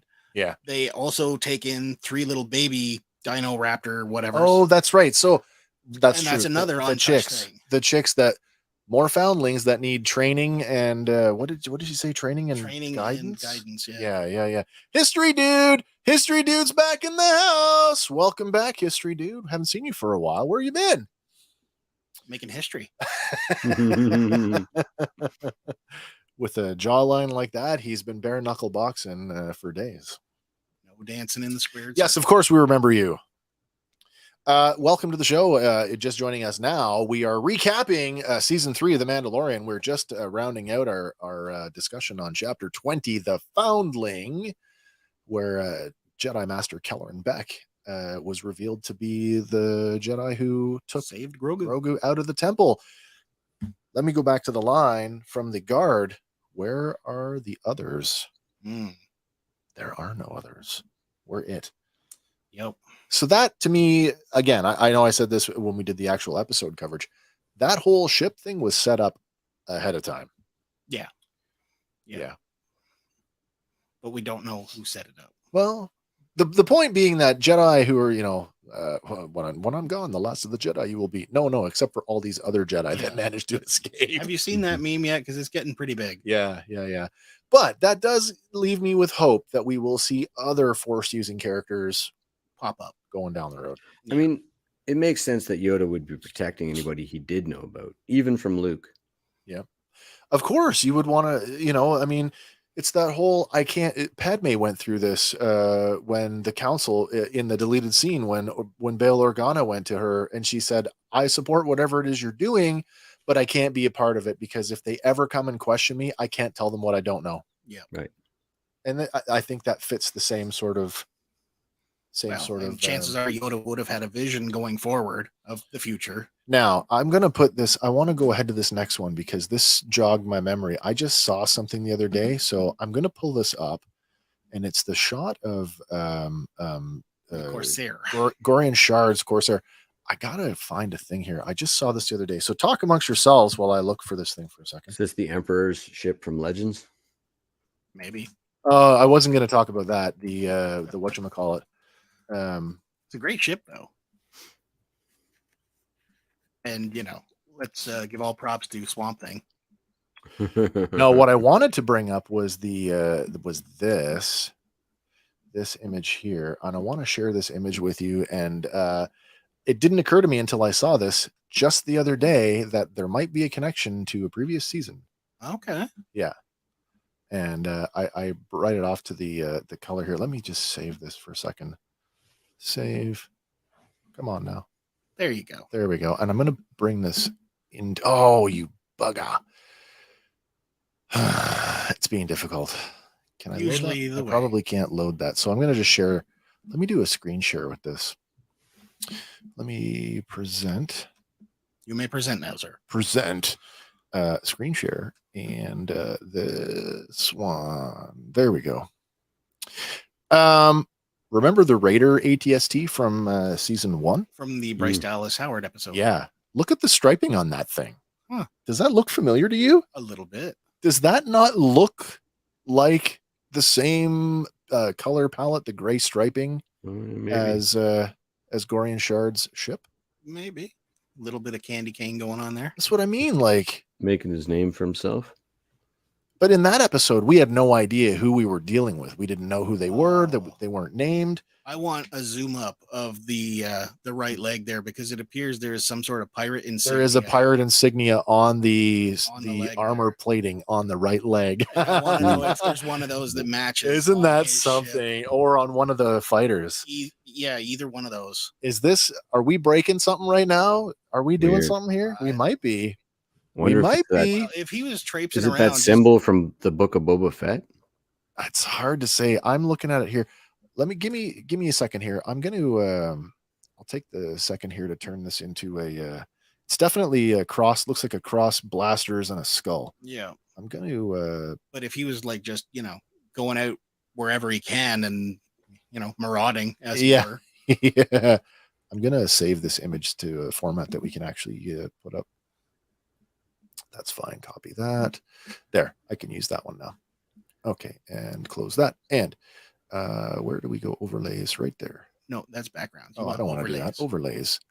Up overlays. One more. There you go. Jesus. Copy. Hello. Copy. All right, that's going to be a much better. Okay, I can take this out now. There we go. Oh, that's so not better. Yeah, close enough. It's better. Now let me take the background out. That'll make it a little easier to see. Or not. Or put in one of these. There we go. High contrast background there. That to me looks very similar in terms of there we go. Now you can see them together. I could see it launching from that. I can see this being the same faction. Look at even the red on the backside of the prow of that ship kind of matches the legs. Mm-hmm. Yeah. I wouldn't be surprised if these two vehicles are related. We know he's got his fleet. So yeah, right. The Pirate King. So I mean he's got to have a lot of minions out there. Yeah. I know that this is our wrap-up special, but I'm going to go out here on a limb and say that these two, I'm declaring these two connected. All right. Cool. All right. Sorry. Time will tell. Yeah, that was my indulgent moment. Thank you. Thanks for indulging me. There we go. Yep. All right. Moving forward here. Back to Swamp Thing. Okay. That's right. Yeah, really. Did he not look like a giant Chia Pet swamp thingy? He was definitely a mashup of various gosh, properties. Yeah. And where are we here now? We're looking at we are here where we first go to the bar and our first big that's right. cameo of the season. Yeah, so this is our in Zeb. Oh my gosh, the New Republic outpost. Yes. Yeah. Our New Republic outpost, complete with all the all Rangers. Our director cameos. Yep. All our rebel pilot, or I shouldn't call them rebels. I guess they are New Republic pilots. All of our New Republic pilots from where am I at here? Let me close that. There we go. Oh yeah, okay, there we go. So history dude, he agrees. It totally does. It totally looks like they might be the same. Okay, I like Carson Teva. I think he's a cool character. I thought he was going to be part of the finale, and he was. Not in exactly the way that I thought he was going to be. The squadron did not show up to participate, which I was like, damn you. Yeah, but you can blame Katie O'Brien's character for that, right? That's true. She's so far embedded. She's like, no, we can't send them there. They're not even signed up. I thought that he would have been bold enough to go, I'm going. And Zeb being Zeb would have went, well, I'm going too. Because that's just Zeb. He would do shit like that. Maybe. Well, would he do it for Mando? I know he'd do it for Ahsoka. Well, I look at it this way. Something pulled him back. He went back to wherever the Lasat species were living. Right. What brought him back into the galaxy at large? Do you know what I mean? Like an unknown event that we're going to see unfold? Maybe. But I have to believe that seeing him in a New Republic uniform means that he's in it for whatever the ideals of the New Republic are. Yeah. I still feel like, given how, he's our proto Chewbacca, so he's a little edgy. I think that if Carson had said, I'm going, and I can't ask you to go, but okay, I'm just going. Yeah. Okay. You lead, I will follow. That didn't happen though. Yeah. Next season in our Mandalorian Rangers of the Republic. Rebel season 5. That's right. Rebel season 5. And then we had the another starfighter battle. Yeah. One thing they didn't put in the credit art was like the Mandalorians dropping in on Navarro. No, that was epic. Oh my gosh, yes, it was. Like just them dropping in and mowing down pirates left and right. Well, and that's where I got that the notion that IG-11 lived, because when we saw that in the trailer, there was nothing left but the plinth and the two pegs sticking out of it where he was mounted. I'm like, they must have restored him. Yep. Well, yes, sort of, but no. He was missing some pieces. Thrice. That's right. Yeah. IG, what do we call him? IG-12. IG-12. What was he? The mech suit was IG-12. Yep. Yeah. I did. And then back to. You got to assume that there was an actual IG-12. If there's an 88, yeah, you would think he was just using a name for. Yeah. Again, these starfighters were not named. No. We had some thoughts on a Legends class fighter that they might be taking their inspiration from, but they didn't. They just never went as far as naming them. And I think, man, I kind of wonder if this is sort of, I don't want to call it fallout, but I don't know what else to call it. Is this fallout from the naming convention of renaming Slave One to Boba Fett's starship? Because the Lego set for these are just now Pirate Fighter. Yeah, or sorry, Snub Fighter. Pirate Snub Fighter, because that's what they call them. They're Snub Fighters. Well, an X-Wing is still a Snub Fighter. They called them Snub Fighters in A New Hope. Mm-hmm. I hope that's not the case. And there's another loose thread for next season too, right? The fighters? No, the one pirate who says, that's right. I'm out of here. I'll see you later. Yeah. Another loose thread. Nice to see characters like that come back. Oh, you forgot me? Well, guess what? Now I'm back and I'm bigger than ever. Yeah. Especially, hey, if it turns out that those Raiders and that ATST, like if there's little pockets of these guys all over the place. Yeah, he could quite easily go and round up the posse and you come heard back. what happened to Gory and Chard, right? Yeah, that's right. So now it's a fight for King. Yeah, exactly. Pirate King Vane. Well, Vane, was he not sort of set up like the first officer kind of deal? Seemed like it to me. You got that sense that he was maybe somewhere in the hierarchy, not like just a peon. Yeah, because twice he's been spared, right? He's talking for everybody on the street. We drink here. Yeah, that's right. Oh, so you're in charge, are you? And that's the one that Grief lets live, right? Like, go back to your master and go tell him. Yeah, exactly. All right. Oh, chapter 22, Guns for Hire. What a cool opening that this was. I love the opening of this one. Misdirect. It was a bit of a misdirect. But I totally love that. And just like Favreau said, there's other stuff going on out there in the galaxy, and here is, of course, there is a Romeo and Juliet type love story. Yeah. If anything that this season did, and I think that's something that we got also in the Bad Batch this season, was a lot of world building. Mm-hmm. Although arguably I'd say that the Mandalorian did it better. Yeah. Fair. Bigger. I would say definitely bigger. Yeah. Love that nice little touch that sure, a Quarren ship. Of course the captain's chair has the option to be submerged. Yeah. Of course it does. It just makes sense. Yeah. I'm surprised they didn't do the entire bridge, submerged or something, right? And then to have our prince now, they call him a prince, but then they talk about the parents. They don't talk about the parents being kings and queens. They talk them about them being regents. Regents. Well, it's easy for the mother to be a regent. Sure. And especially if Lee Char's died. And that is the question. Do we think that this is an ancestor of Lee Char? I think in the head canon, I totally do. Totally is. It totally is. Yeah. Again, another character. Will we see them again? Maybe. Are they are they a force? Be a seed Maybe. Planted for a future episode. Maybe. Man, the Rebellion fleet was primarily made up of Mon Cal ships, and now with the Alliance fleet being disassembled, now we see this Quarren ship, which has trappings of the Mon Cal design with all the bubbles on the outside. Arguably, it is much smaller. The B-wing is the mainstay of the Rebel fleet. The B-wing fighters, Mon Cal design. That's right. In Legends, designed by Akbar. So that was that part. Another misdirect too here. Got to go talk to the Ugnaughts. Got to go talk to the Ugnaughts. Yeah. Because like we figure at the beginning that it's Axe Wolves and his crew that are strictly guns for hire. Oh yeah. But Bo and Din end up being the guns for hire for Lizzo and Jack Black. That's right. Did you guys have any issues with their cameos? Yeah.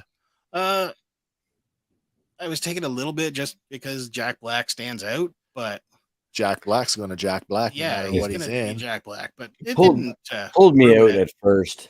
But I don't watch these things just once, and so on subsequent watches, it didn't really bother me. And once I was firmly understood that we were in a procedural crime drama, and that they were following the 3 guest star trope, and the most famous guest star is the one that did it. It worked really well.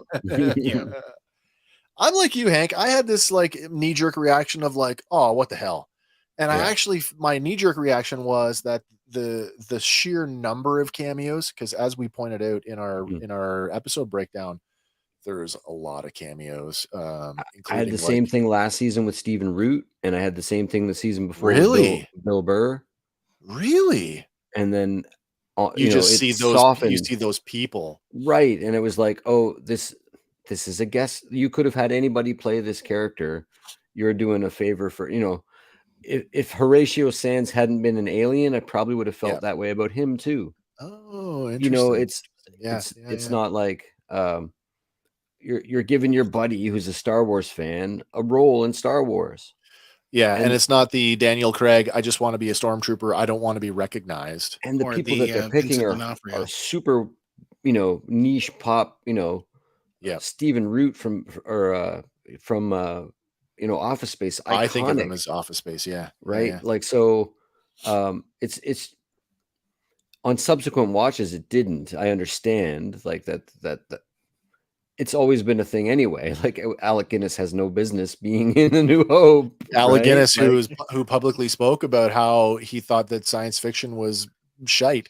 Until he was offered the role and then did it. And even after he did it, it's not like he was the poster child for Star Wars on the convention circuit. No. You know what I mean? Like it was just a job for him. Yeah. There's a really famous interview of him in full costume. Yeah. Talking about how bad the dialogue is and how silly it is. How hard it is to get through. Yeah.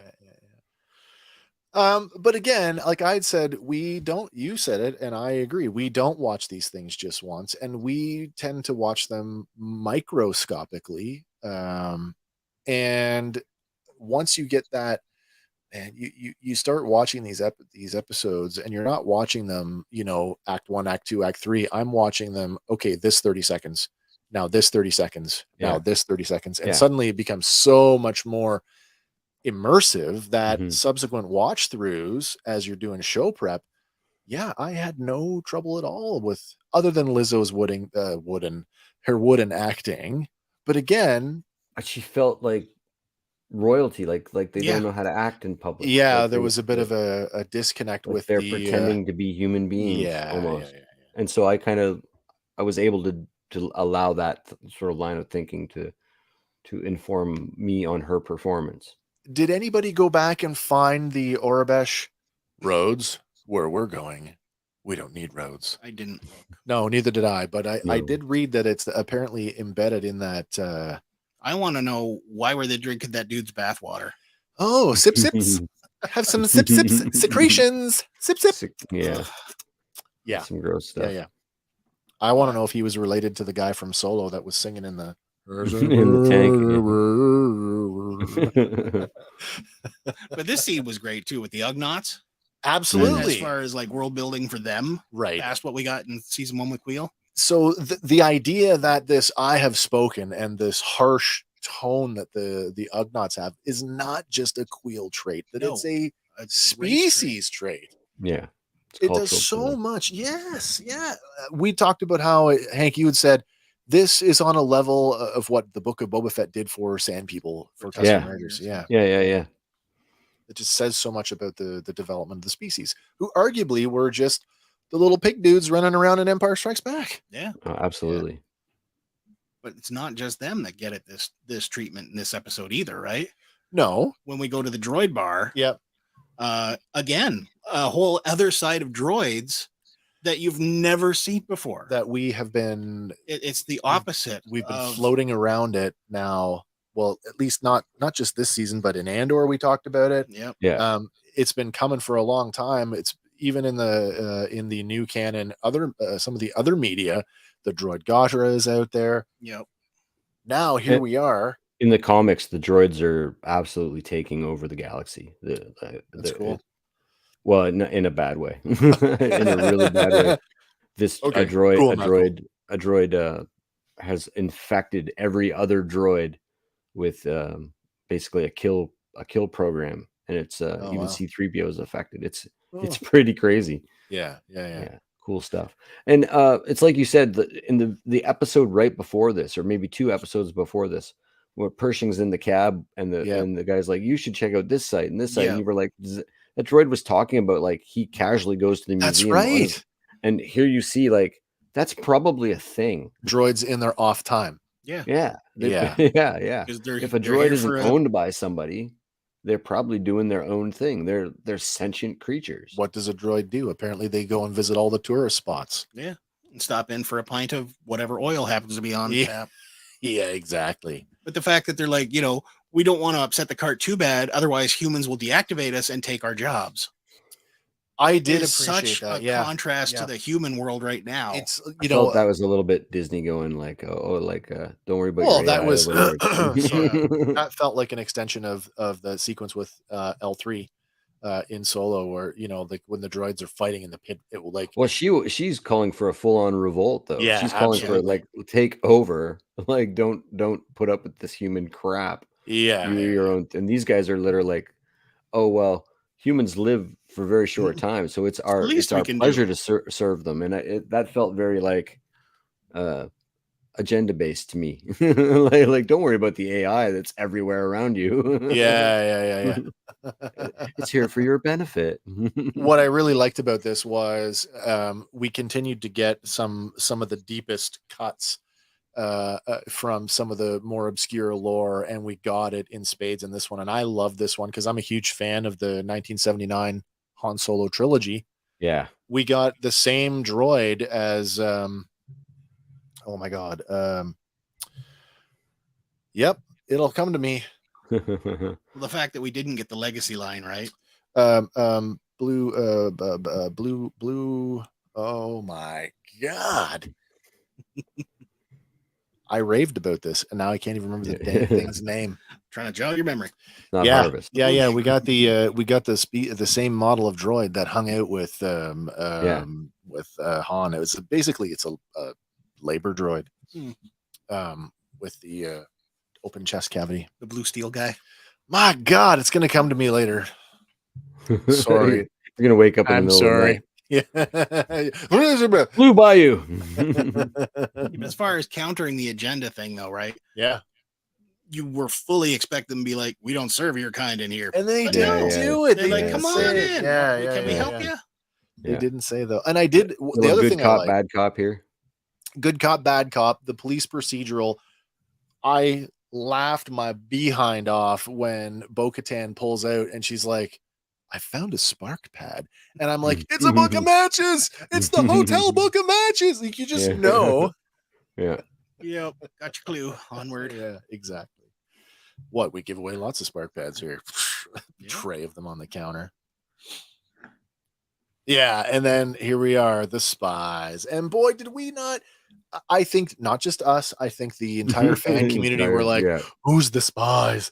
Who are the spies? Right. It's got an S on it. There has to be more than one. Is anybody still questioning this? Like, what we spies plural? I saw this video the other day on social media where they're talking about the colors of the intro. So you have when the droids pop up. Oh, the droids, and the helmets pop up. Yeah. And they were talking about when it's a good character, it's blue. When it's a bad character, it's red. And they were showing like different versions of this throughout the seasons and throughout different shows. Since they've been doing this. And Din Djarin is always red. Man, I hope that's not true then. That made me go, well, whoa, they're not wrong. Like, because even like Boba's blue, Fennec's blue. Interesting. And yet both of those characters are morally ambiguous. Yeah. Right. Right. So who knows? Oh man. But you can have an evil protagonist. Like neither of those characters have an adopted child that we know of. No, but they take, a little bit of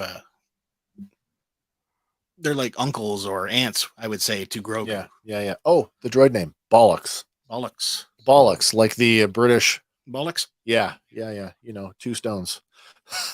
Bollocks was the name of the droid. Speaking of droids, we get a Viper probe droid here, just hanging out in the bowels of Coruscant. By the way, very Blade Runner like in this scene. Yeah, big time. Love that. Elia Kane, obviously, I think it's fair to say Elia Kane can be labeled as one of the spies. The spies, yeah. Yep. Maybe both of them. Maybe the droid's the other one. I don't know. Well, how many other people in the rehab program will turn out to be? Well, that's just it. Sleepers. I mean, if she's one, like, it's a fair, it's not unfair to say that there are more or could be more. Will be more? I don't know. We'll find out though. I mean, she bought Pershing's loyalty with a box of cookies. The lemon. Oh, by the way, come to the we were challenged to make those. By the way, now that recipe is available. Ooh. So, and I accepted on our behalf that we will make, and we will document the cooking process, and we will eat them on camera. Now, Hank, you're going to have to make them on your end, and then we will make them here, and we will eat them. Just let me know when, and we will do that up. Okay. All right. And then we get the Mandalorian fleet that doubled in size from one episode to the next. Yeah, it was just all parked where you couldn't see it. Grows again next episode. That's right. Yeah. Although I did like that. It made me laugh in the sense that, it has doubled in size. We went from having six visible Comric sitting on in the grass to like 13, 14, and now 4 Gozantes. And although I gotta say, I like the Mythosaur paint job. I like it. Yeah, I like it a lot. Pretty cool to see an Imperial ship done up like that. Yeah, it's very evocative of Thrawn's Chimera, where he has a similar sort of masked paint job on his Star Destroyer. There we go. There's our mech suit. There's our mech suit Grogu. No. That was awesome. The whole father-son dynamic really took off here. Yeah, it really did. As soon as he got that Andy, yes, no. You will call me Snowball. Exactly. I will keep you. You can call me that because my fur is fuzzy and white. So good. But no, like just the ability to hold things at range. From keeping away from Din Djarin. There was this discussion online, and I'd seen this. Did you guys see this? The IG-11 mech suit was the vehicle for Grogu to wield the Darksaber. Did anybody hear that? Hear rumblings of that? Hear that? That would have been super cool. I would have accepted anything. I thought it was a really good way to give him, without aging him, giving him a modicum of speech pattern. Yeah. And giving him some more like physicality. Like, was anybody, were you expecting more than just a yes or a no? Like, were you expecting there to be like a keypad in there where you could eventually? I thought this would be a longer haul. Actually, some more complex. Yeah, I did as well. I thought, I had visions of him being able to wield the force with it, like through literally, the suit? like through the suit, like become super agile, super good at it. I like the fact that they kept him kind of janky, like his movements were. He was learning, herky jerky, right? Yeah, it was definitely a learning process. He wasn't just I know what I'm doing. Let's go. Yeah. I did like that. Lauren and I both said that if we ever got our dog those buttons, the talking buttons, that's all we would get was treat. We wouldn't, it's. And if you've ever, for everybody that's ever had a kid and at that age, and you're in the, the grocery store, that yes, no. Yeah. When they learn that word, it's over for a couple of weeks. Can I have a treat? No. Why? Because I said so. Why? Why? The why stage. Why? Why? Because it's blue, you little bastard. That's why the sky's blue. Oh man. Okay. And we get back to we're back to Mandalore. We're back to Mandalore. We're on our way to the Great Forge to find out what's going on. And we get this. We run into survivors. Another and one of my favorite actors turns out to be the captain of the land ship. Can't think of his name. He's the fellow that played one of the admirals in Maverick. He was the chief. He was the master chief of the boat on the series, The Last Ship. Yep. He's a fantastic actor. Yeah. And his first mate was from Breaking Bad. That's right. Yeah. That's right. Yeah. Skinny Pete. Yeah. But the glass kaiju monster. Super cool. Bill right into the yeah. So to me, the surface, the glassed surface, like that to me felt it's a part of it. It's attached to it. Like when it got bombed, that got melted. Yeah. Did anybody think anything? The scene would have been worth going to full IMAX on it. Oh. Again, and I said, well, if anything else, the mythosaur now has something to chew on. I seriously hope that when the myth. And I still say when the mythosaur is revealed in the full reveal, that there is literally like some Godzilla Kong action there between this or something. This thing is huge. Yeah. Well, I love the way she says like the bombs woke things that have been asleep. Right. Yeah. Centuries. No Godzilla reference there at all. The bombs. Yeah. It was awesome though. I loved it. Yeah, I loved it. We get into the clones, the Gideon clones. Yeah. And you think, oh great, we're gonna have a big clone battle, and then whoop, push a button. And we don't. Nope. We don't get anything. That's okay. We get one of them open his eyes. I think that was for me and you weren't here for our, hopefully you listened to the episode, but for me, this is proof positive that clone, that Gideon that we saw die was not the Gideon that we saw in the first two seasons. We don't think unless that was a clone. I don't think so. And I think I base it more than on just the mustache. And that was the joke that I had with Andy during the episode. And then it went everywhere on the internet. I was like, it's almost like me spotting Grogu in Rebels. And Doug is out there and he's personally taken upon to comment on all those videos to say Hank saw it first. Hank saw it first. Hank saw it. That was kind of funny. I'm not convinced. I mean, the Rebels thing is so far ahead of the Mandalorian that's it's probably a Yoda reference. It might be. There's a backpack, dude. I'm not inclined to link the two of them together. I mean, that would take some serious It would. If I ever get a chance to. That's what I'm saying. That's my point precisely. And we know they are playing the long game here. They are, but I mean, Rebels. There's no other reason to open these clones' eyes to show, other than to scare Grogu. But there's no other reason to do that than to show that these are active clones. That these could be. He could just open a tank and plop them in. Good to go. Sure. This is interesting though, because we don't generally see now, with the exception of the vats on Exegol and the Snoke body twisted parts. We've never seen fully developed clones in the vats like this before. They've always been infants or partial grown. Yeah, because I mean the Fett clones come out as young children, and then are rapidly accelerated. So, but I feel like we've seen him keep his dark troopers on ice. This is very in line. Oh yeah, for sure with his character. You know, I'm gonna keep. There's another sequence too with the Super Commandos. Same thing. It's like, oh, right. These guys are just going to line up and we had jokes about that. We're like, we're just guarding this 4 square feet of hallway. With increasing amounts of protection, and yet none of them had video game. Nobody in that hallway had a blaster strapped to them. Well, 2 of them did. Two of them did. Yeah, because Ben steals it off him. And steals the one, and then he reaches for the second blaster. That's the guy falls. Yeah. That fight scene. The only thing could have made it better, and I said that in the episode, is if it had been a single shot, tracking shot. Give it that like old boy feel or Daredevil feel. Oh yeah. The thing that I thought was, oh my God, they've got him. We're going to need a rescue, and we didn't get it.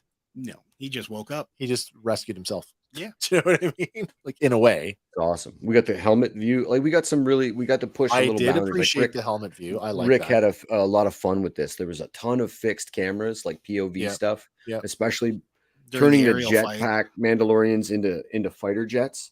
The way he strapped I enjoyed that as well. Yeah. Amazing. Amazing. I've never seen that done that way. Do we have shots of the Super Commandos? Do we have a shot of them? I don't know for sure. We have the we have that. We have the leading the charge. Yeah. Oh, beautiful. That was such a scene too. No, we don't felt like Rebels. Just felt like Clone Wars. Just I actually saw that as a bone of contention over this episode, that it felt like a cartoon. Yeah. Yep. What's wrong with you guys? Yeah. Exactly. It felt like a live action cartoon. Ever heard of Japan? Yeah, really. Interesting. The fans have got to know, if they're intelligent enough to complain that this isn't a cartoon, then they're intelligent enough to know that this entire scene is CG, right? Yes. And it's beautifully done. Here's all your Ant-Man movie money. That's right. Yeah. Interesting to see. We've talked about this before, that the credit art is often a place for ideas that don't necessarily get used, or ideas that get changed. And here's one here. The armorer is wielding a blaster. Yeah, that's whereas right. she stayed faithful to the tools. Yeah, to her and hammer and it's kind of like it's almost Paz Vizsla wired to her backpack. Yeah, it is Paz Vizsla. Very Paz Vizsla like. Yeah. There's another shot here where in the credits here, one of the Mandalorians is flying one of the TIE fighters. I did see that. Or is it a Super Commando? So that was the other. Could have been concept kind of for wondered. the Super Commando, because it looked very Mandalorian, where they only look like derivative. The color palette was very stark, so I presumed it was just stark. a Super Commando. But I don't discount that it could have been. It could have been because we did see that one guy riding the TIE fighter as it blew up and then jumping off. Was right. Deadly. That was so good. That guy is surfing a TIE. So much about this episode. Was so good. It was fantastic. Did we go past the thing I wanted to talk about? I think it's because we don't have Super Commandos. That's why. Well, I'll leave it here because we're talking about that fight. And this is another one that's come up that kind of gets me, is this. There's a lot of discussion around the Super Commandos armor, specifically about the flimsiness of the armor and how easily they were dispatched. And I don't think that is necessarily true. No, they go out of their way in this episode to make sure you're seeing, like, when Din Djarin is fighting his way up the hallway, he's not going for the armor. He's going for the weak points. Yeah, the chinks in the armor, like vibroblades under the chin or around the armor. Into the soft padding. Yeah. And even the Praetorian guards are versed in getting into the cracks. Absolutely. That's how they took down Paz Vizsla. Yeah, yes. Yeah. So the idea that when people were complaining that Bo-Katan jammed the Darksaber through one of the Super Commandos right through the chest, yes, of course she did, because the Darksaber, and it ties in. but the darksaber functions like a regular lightsaber. So sure, symbolically, yes, it's the darksaber, but let's just call it what it is. It's a lightsaber. Yeah. And the argument is, well, how are they doing that if it's made of Beskar? And Hank, you've been saying it all along. Beskar alloy. Mixed up. Alloy. Because he wasn't wasting his good stuff on them. He was saving it for his Dark Trooper. They don't have the juice. There are very few, and this is where I want to talk about the living waters. We talked about this before. Is it the living waters like that play a real? There's a functional, real physical, chemical tempering. It adds something to the forging. One of the process. coolest fan theories I heard is that what if the mythosaur is of the Force like the Bendu? And then so that's an interesting idea. So what if there are literally midi-chlorians floating in the water? And what if they're tempering their armor? Force's way of balancing the galaxy is to give strength to armor that can combat lightsabers. Yeah, that's an interesting thought too. It's a friggin' cool theory. It would almost, so then they would be, man, we could dive on that because that brings up the relationship to Kyber. Right. Right. So what happens I wonder if there's a natural occurring deposit of Kyber in the bottom of the living waters. You know what I mean? Like, oh boy, Filoni, if you're listening right now, there's some history for the crystal. Because everybody's asking about what happened to the crystal in the darksaber now that it's broken. It got blown off the edge. I mean, it's a Beskar of a quality I've never seen before. Right. A very cheap quality. But that's where the conversation ends. Tin. That's where the conversation ends, though. I went back and I watched that scene, and that's all he's. Oh yeah, yeah. So sort of. It's fine enough for the end of the episode when we're having the huzzahs. Yeah. When everybody's getting anointed again. But again, the number of people that screamed, that cried foul, it's Beskar. Nowhere in there did they make a reference to pure Beskar. And they did make a point of differentiating that when they brought out the spear. Oh, it's pure Beskar. Ping! Yeah, this thing shouldn't exist. Din Djarin's armor pieces are pure Beskar. I have to chalk it up. The way he says it's of a quality of Beskar I've never seen before makes me think that it was the highest quality of Beskar. Yeah, I think we automatically go that there's a sense of bewilderment there. So the only thing that lets me sleep at night and not make me hit my own darksaber with a sledgehammer is that maybe it's like a katana, and so perhaps it's good against like strikes or like right on the edge. It's very strong, but against the flat perpendicular edge on the flat, it's very weak. So I've had to kind of I had a conversation in my head. And I had a conversation talking about this, and I went the other way with it because they talk about it's over 1,000 years old. And so like we're talking about a weapon that was made in another age. So you take a sword that was made in the Bronze Age compared to a sword that was made after the Industrial Revolution. Sure. That's the way that I took it. So like, yes, it's Beskar, and maybe the forging technique or the forging process 1,000 years ago was not the same way that it is now. Right. And I just wrote it off to it's a weapon from another era. It's a weapon from another age. It wasn't a Hattori Hanzo. And no, I've seen another fan theory out there that said, what if that's a fake? That was a misdirect. That was a fake. That's a fake darksaber. Another one of a kind darksaber. Just to fluke us all out. I don't think so. And the real one is still with Darth Maul.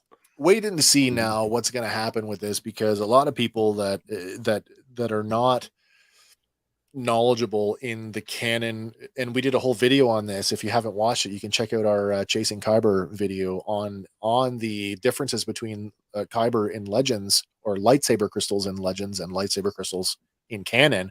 There are a lot of people that are very polarized about how they think this thing works, and I'm like, I don't think it means what you think it means, but there's a lot of questions surrounding this piece of Kyber that was in the darksaber, and people are hoping that somehow it's going to come back and get reforged, and it's going to be the sword of Gondor. You know what I mean? Like we'll reforge it. I saw one thing where somebody speculated that it actually became the ring for Snoke. That I've seen as well. I went digging down that hole, and no, it is not. No, it's not. No, That is a piece of obsidian or something from Mustafar. Yeah, yeah, Mustafar, exactly. from under Vader's castle. They yeah. cover that. I think it's enough that we needed to cleanse the Mandalorian people of that stigma. That dividing Right? element. You were the first one of the three of us, Hank. You were the first one to say that there's going to come a point where this thing's not going to matter anymore. And I was hesitant to get on board with that. But when I did, I was like, the sooner we do away with this thing, the better. Well, I was the first one. I'm watching the episode live. They crushed it. I went, no, because of just how cool it's been and how much cool stuff in the past has been surrounded. But you realize that that's the moment that it frees Mandalore. That defeated moment is actually what is their liberation broken in her hand. It's beautiful. It's absolutely beautiful. Because now we move forward unified without that, distraction. The leader is the leader. It doesn't, because she's earned it through respect and honor and loyalty, all those things that Din Djarin says to her. That's why I follow you, Lady Kryze. So there's that other thing, that other subversion. I made a point, and I framed it in comedy when I used the Jon Snow reference, but he really did Jon Snow her. No, yeah, a little. No romantic subplot. Well, that's anyway.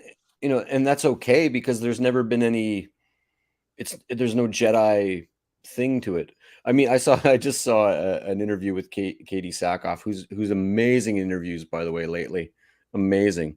Was it the 2% interview? Because that's a great one where that's been going around. Yeah. But no, this one was basically like, how do they even kiss with their helmets on? Like, how do they? And she started saying, like, how would you have sex with your helmets on? Like, you're banging helmets, and you can take the rest of your armor off. Just don't remove your helmet. She can take her helmet off. It's just my helmet and my boots. But that doesn't bother me. I don't think it'll become like this crazy plot point. I don't think so either. That the series focuses on. Excuse me. Grogu needs a surrogate mother for sure. Why not make it the Princess of Mandalore, the Queen of Mandalore now? Yep. Well, she's definitely taken an interest in him. Yeah. In a more than just like, oh, I'm friends with your dad. There's a great meme going around where she says something about, like, I'm not interested in dealing with him, and then there's 3 shots they use, like a triptych, and one in Grogu's way in the background, and then the one he's sitting beside her, and then all of a sudden he's in her lap while she's flying. So he does, his proximity to her does, she warms to him over the seasons. Man, there's a bunch of stuff we skipped over, and I'd forgotten to talk about it. Do you want to talk about? Well, let's go through this here first. We'll get through this. This is sort of the we're getting to the closeout of the episode after. Yeah. The force fireball. Yeah, and we now are getting back to our sort of loose end here. Going forward. Yeah. Backdoor. I said that this episode was going to serve as a backdoor pilot for Ahsoka. Turns out I was only partly right, that it's going to serve as a backdoor pilot for Rangers of the New Republic. Yeah. Which I honestly did not see coming. I seriously did not see that coming. I mean, I kind of thought they were weaving it in already because of Carson Teva's sort of bigger presence. Yeah. And I always felt like Wolf. Me too. He's very busy this season. I mean, writing credits on 3 episodes, directing credits. He's been cooking Ahsoka in the background for us like the whole time. Makes sense. It does make sense. He was probably like, I don't have time to put on the full X-Wing. Can I just wear my cowboy hat? I'm very busy. Yeah. I can stand there for a couple these minutes. episodes at once. But the coolest thing about this scene, I think that a lot of people are skipping and not a lot of people are talking about, is that there's a stormtrooper helmet with bloody claw prints in the face. Yeah, I'm not really. Is it the claw prints? I was more about the hole in the top of the helmet, and I'm like, this is not just one of the helmets that was on a pike in season 1. I really feel like that could be the in Legends. There's a whole division of the Remnant Empire. Yeah. Trying to bring Palpatine's flesh back to life. Well, that's gruesome. And they make the Death Troopers, which are reanimated corpses. It's basically zombies. It's like Project Black. Yep. I can't remember what's called. It looked very similar to that. And if we're going to go forward in this time between now and Rise of Skywalker in a large way, that's a cool way to work in some horror elements, bring some other things from Legends in. I think back to the Clone Wars episode. The Clone Wars episode with the zombie Geonosians, and that thing was downright terrifying. Terrifying, yeah. You got to up the ante. And like, what do you do in a Rey-based movie 15 years after Rise of Skywalker? That's a credible threat. What's a credible threat like Palpatine in a hidden fleet of without dipping into Yuuzhan Vong territory, right? And that's that's weird. I don't even want to entertain that. I sincerely hope that is not on anybody's radar as a potential developing. Something made Damon Lindelof walk. Yeah, that's an interesting. But I did see that there was also a follow-up comment said that now just try again. I don't know what that means, but no. I think everybody involved is kind of tight-lipped on that right now. But we get our Rangers set up. I thought we were going to see Zeb again, but no, we didn't. I guess that we can't afford to animate him twice in the same season. Jesus, we got to save that up. Got to save up for the next show. And then if they'd too many Easter eggs and you get bad. And then to close it out with the no post-credit scene this season. A little iris out. Yeah, the iris out. The got that little Warner Brothers. The little chunk of property. Yeah. I got to point out though, like I did in the finale, that's A New Hope irised out. It did. Force Awakens irised out, and Phantom Menace irised out. So this is the end of the first chapter.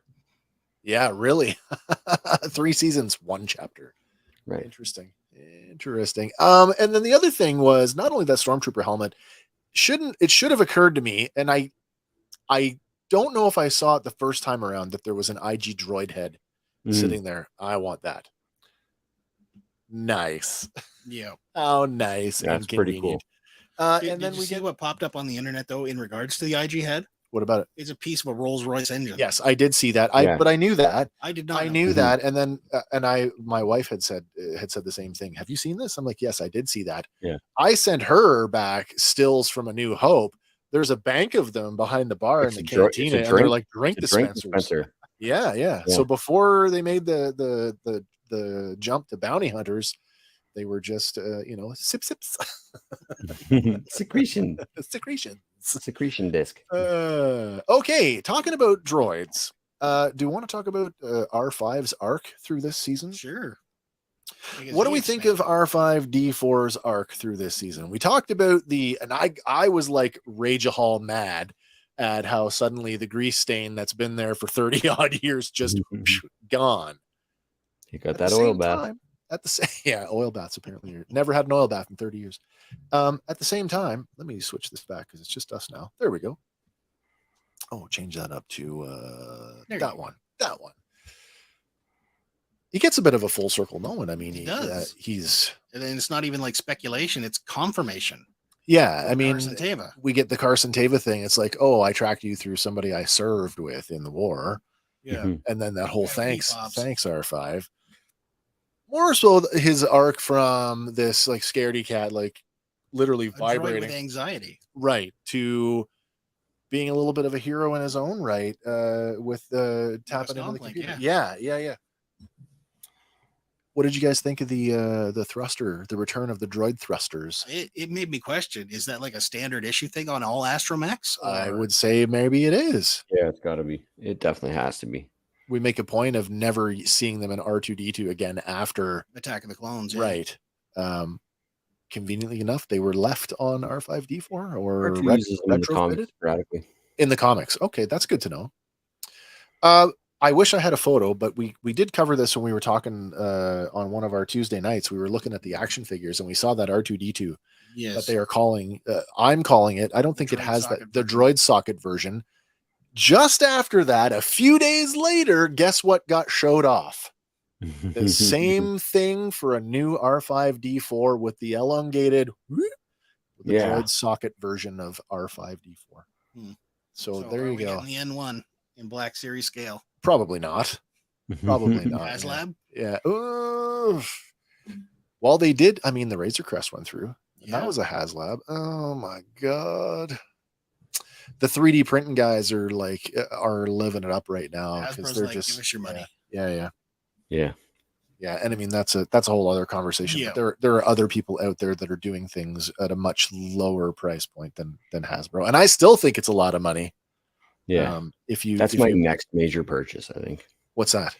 3D printer. 3D printer. Yeah. Print your own Razor Crest. So season 3 in a nutshell. What do you guys think? Best season ever. Best season ever. Oh man, can I give it to season 3? Oh man, it's hard. There were so many things I liked about each season. I went into the finale going, how do you top Luke Skywalker? And I don't think I think there was a point that made me stand up early in the episode, and I don't think I sat down for the rest of the episode. And I think I even needed to jump to be higher when at certain points. I really liked like little things that made me go, oh my goodness, like just the little touches, like sliding across and then dropping knee missiles, dropping down, and then the double knee rockets into those two troopers. I was just like, oh yes. When Bo-Katan first pulls out the Darksaber and then points it in a charge, and they all take off together. The armor is smashing people, double hammers in the right out of the air. You could really ride apologizing to the screen when Axe Woves is heroing the crap out of everything, and I'm like, I'm sorry, man. I'm sorry, I doubted you. I'm sorry. Wonderful.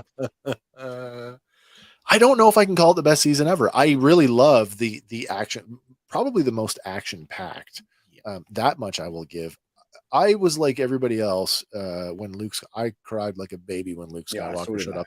I did not cry in this. Was like, no, I did not cry in this season. No, because I fully expected that did not actually come as a big I did not fear for our heroes in that moment because we had already seen him with the Flame Trooper back in season 1.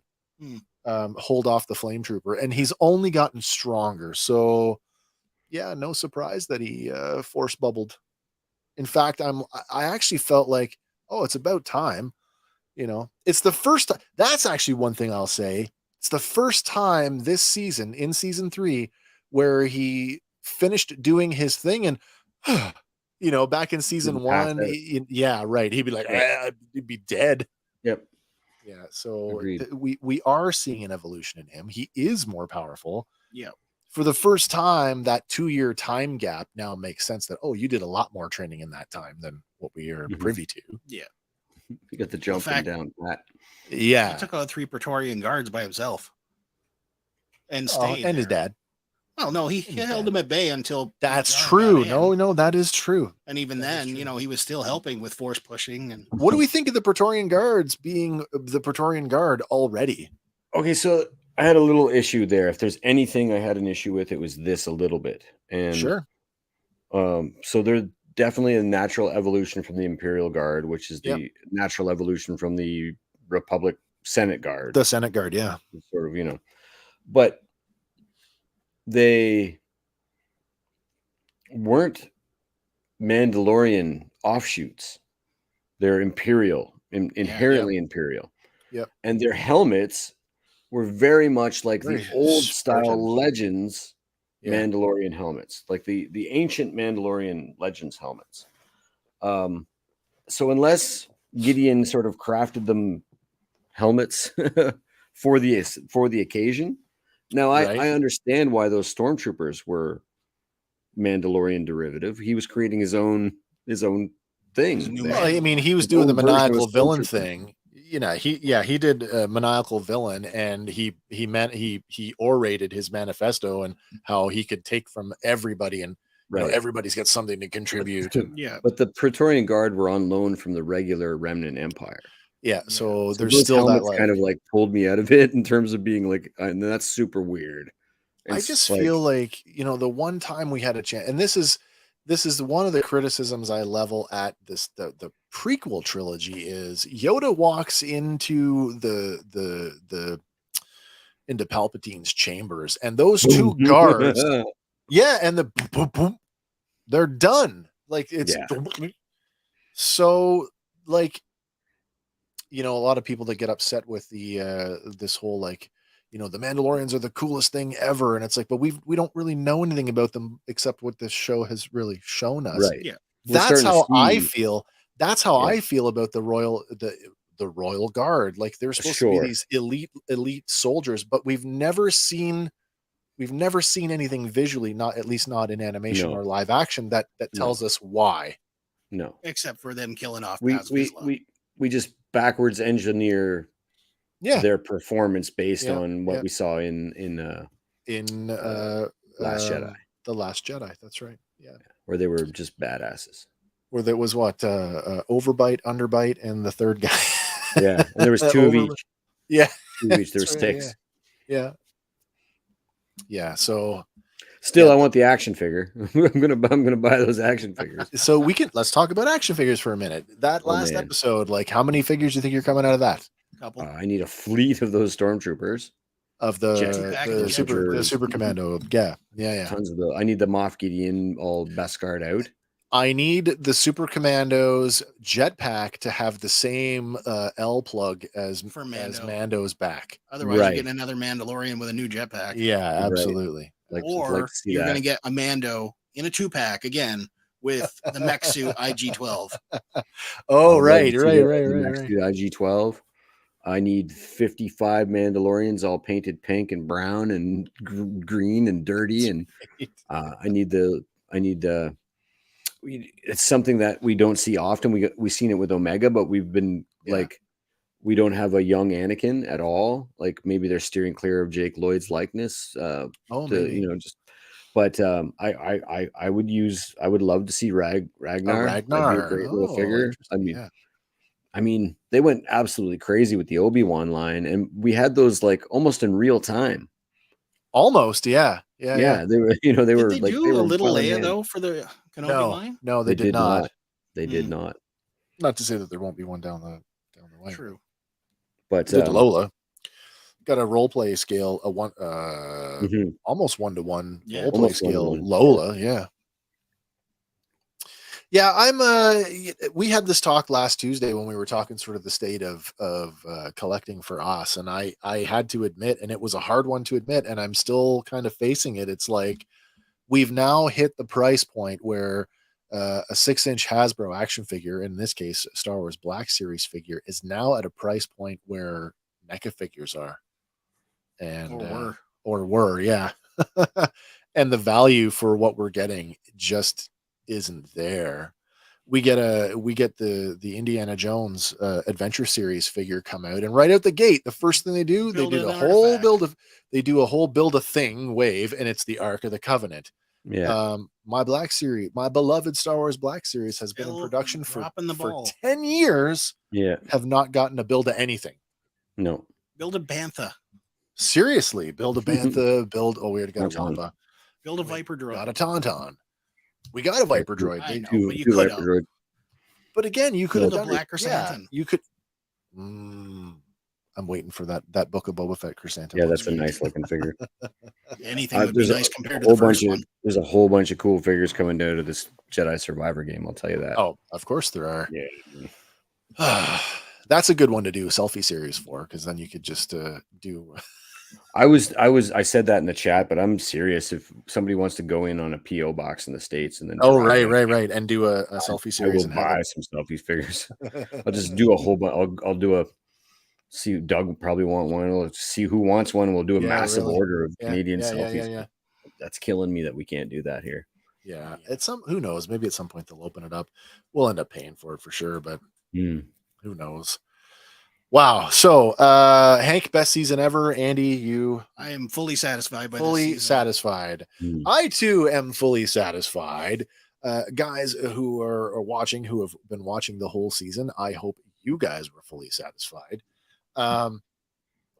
the clock is ticking though. We do have at least a year for the Mandoverse MCU style event film, which we all believe to be the conclusion of everything. Yeah, we gotta wait before we get there, though. We do. Kane and Jarrett said it best. All paths are coming together. Yeah, really. Until then, we've got to get through Ahsoka coming out later this year. We've got Visions Volume 2. Visions Volume 2. Skeleton Crew is becoming this. I am very interested because I didn't think that Skeleton Crew. I thought Skeleton Crew was sort of off here doing its own thing. Not really aware. I didn't realize it until was it the D23 event this year that, oh no, it's in the Mandoverse. Yeah, totally. So I'm very interested to know what that's going to look like. Goonies in space, or Goonies in Star Wars, as it's being sort of can't go wrong with that. I'm fully on board. Yeah, big time. And then we've got the Acolyte at some point. Yes, and then the Acolyte, which is what it's not a High Republic. It is late. Is it High Republic? Late High Republic. 100 years before. Oh, right. We're going to see so it could be how, like little Palpatine. Yeah. Okay. How the chinks in the armor of the Jedi occurred is what I'm being sold on. Okay. And the idea that the protagonists will be the bad guys, but from the interesting show POV of a dark Jedi, I guess. Yeah. But I have a question for our audience, and you guys can let us know what you think of this. Would you guys like to see us do any coverage of the Young Jedi adventures? They're only 5 minutes apiece. I think there's half a dozen episodes we could take a look at and maybe kind of hash on those. Also, we've got Visions Volume 2 coming out here in a week from now. It's nine new shorts. I believe so. 9 new shorts. They all drop at once. Yeah, and we did cover Volume 1. We did. Sure. I think we did those over just a couple of episodes. Do you guys want us to cover those as well? I would love to. I'm totally down for it if you guys are up for it. And then, of course, we'll be back in August for Ahsoka with a full when we can have a regular production schedule, a weekly production schedule. I just want to throw it out now. I don't have anything better. Maybe it'll occur to me later, but the Ahsoka Fano show. Ooh. That's all I got. I like that. All right, guys, listen. Any more before we wrap on our Mandalorian season 3 wrap up special? I think that this was our best season ever as well. I think we're getting real good at what we do. I don't break my own arm tapping on myself. You guys are impeccable, consummate professionals. And it's a joy to be here every week and sort of ride your coattails most of the time. Let me tell you this. I hear this week in and week out. My wife, who is a loyal viewer, tells me every week that the show would not be the same if it was not the 3 of us. So, and I take that to heart. So, we're happy to have that out. Week. Oh no! And the week, well, not the week before because we did have your clips. I'm sorry. I was just in a part of the, go and enjoy yourself. Yeah. Go on a vacation where the internet's crap. Not even crap. It's blocked. Trade embargoes. Where were you, Naboo? That's right. There was an imperial blockade around the island. I couldn't watch Disney Plus. Lucre Hulk's in orbit. Seriously. Oh, next time I'll go to a country where they let Disney Plus go through. Yeah. Guys, we love doing this. I know we do this every week, and we talk about all our YouTube stuff and the merch shop and supporting the channel. And you know what? You guys listen, and you guys have. I mean, I haven't checked lately. I think we're at 370. I think is actually we are at 373. Oh my God! We've gone up by 3. I missed that. Let us know if you guys want us to do another contest. I stopped the road to 500. Yeah, I stopped. I don't want to say that I was obsessive, but I stopped doing the watch pot thing. I don't look at our numbers every day because you know what? It's not. I don't want to lose sight of what we're doing this for. And the truth is, we do this because we enjoy it. And just knowing that you guys, the 8 of you who are watching live right now, are riding this out with us, it means so much. And we will continue to do this as long as we have an audience, and it's just been a wonderful ride so far, and it will be. We'd be doing this in private. Who That's are you right. kidding? We'd be all over the chat. Oh my God, did you see that? That's right. Analyzing this. I'm going to send you my screen caps. You send me yours. Did you see glad this? that even 8 people, and I know there's more there. We have 370. There's another thing. If you 8 people, go and tell the other people that you're friends with that's a claim to subscribe to us. We should have 372 viewers every night. What's wrong with us? We're pretty. Look at all the beard, Time zones. That's right. Yeah, there's more beard in this show. I can't say enough for the people that tune in every week, and you're the same group of people, and so happy that you guys join us. It never fails to ceases to amaze me just how no that like anybody would want to listen to what I have to say. It's pretty we like this. You like this stuff, and that's how it should be. Yeah, come exactly. and let us enjoy this stuff together. Like I prefaced the show with tonight. Like anything that I say critically about the show, is always constructive. If I say something that's out of turn, I try to bring it from a place of humor. I don't mean to rag on the show, because genuinely I love Star Wars. Like many of you guys, I remember when there was none. There was no new Star Wars. So you know what? Yeah, there's a new Rey movie coming, and guess what? I'm all for it. I'm on board. So I'm not going to judge something before I see it.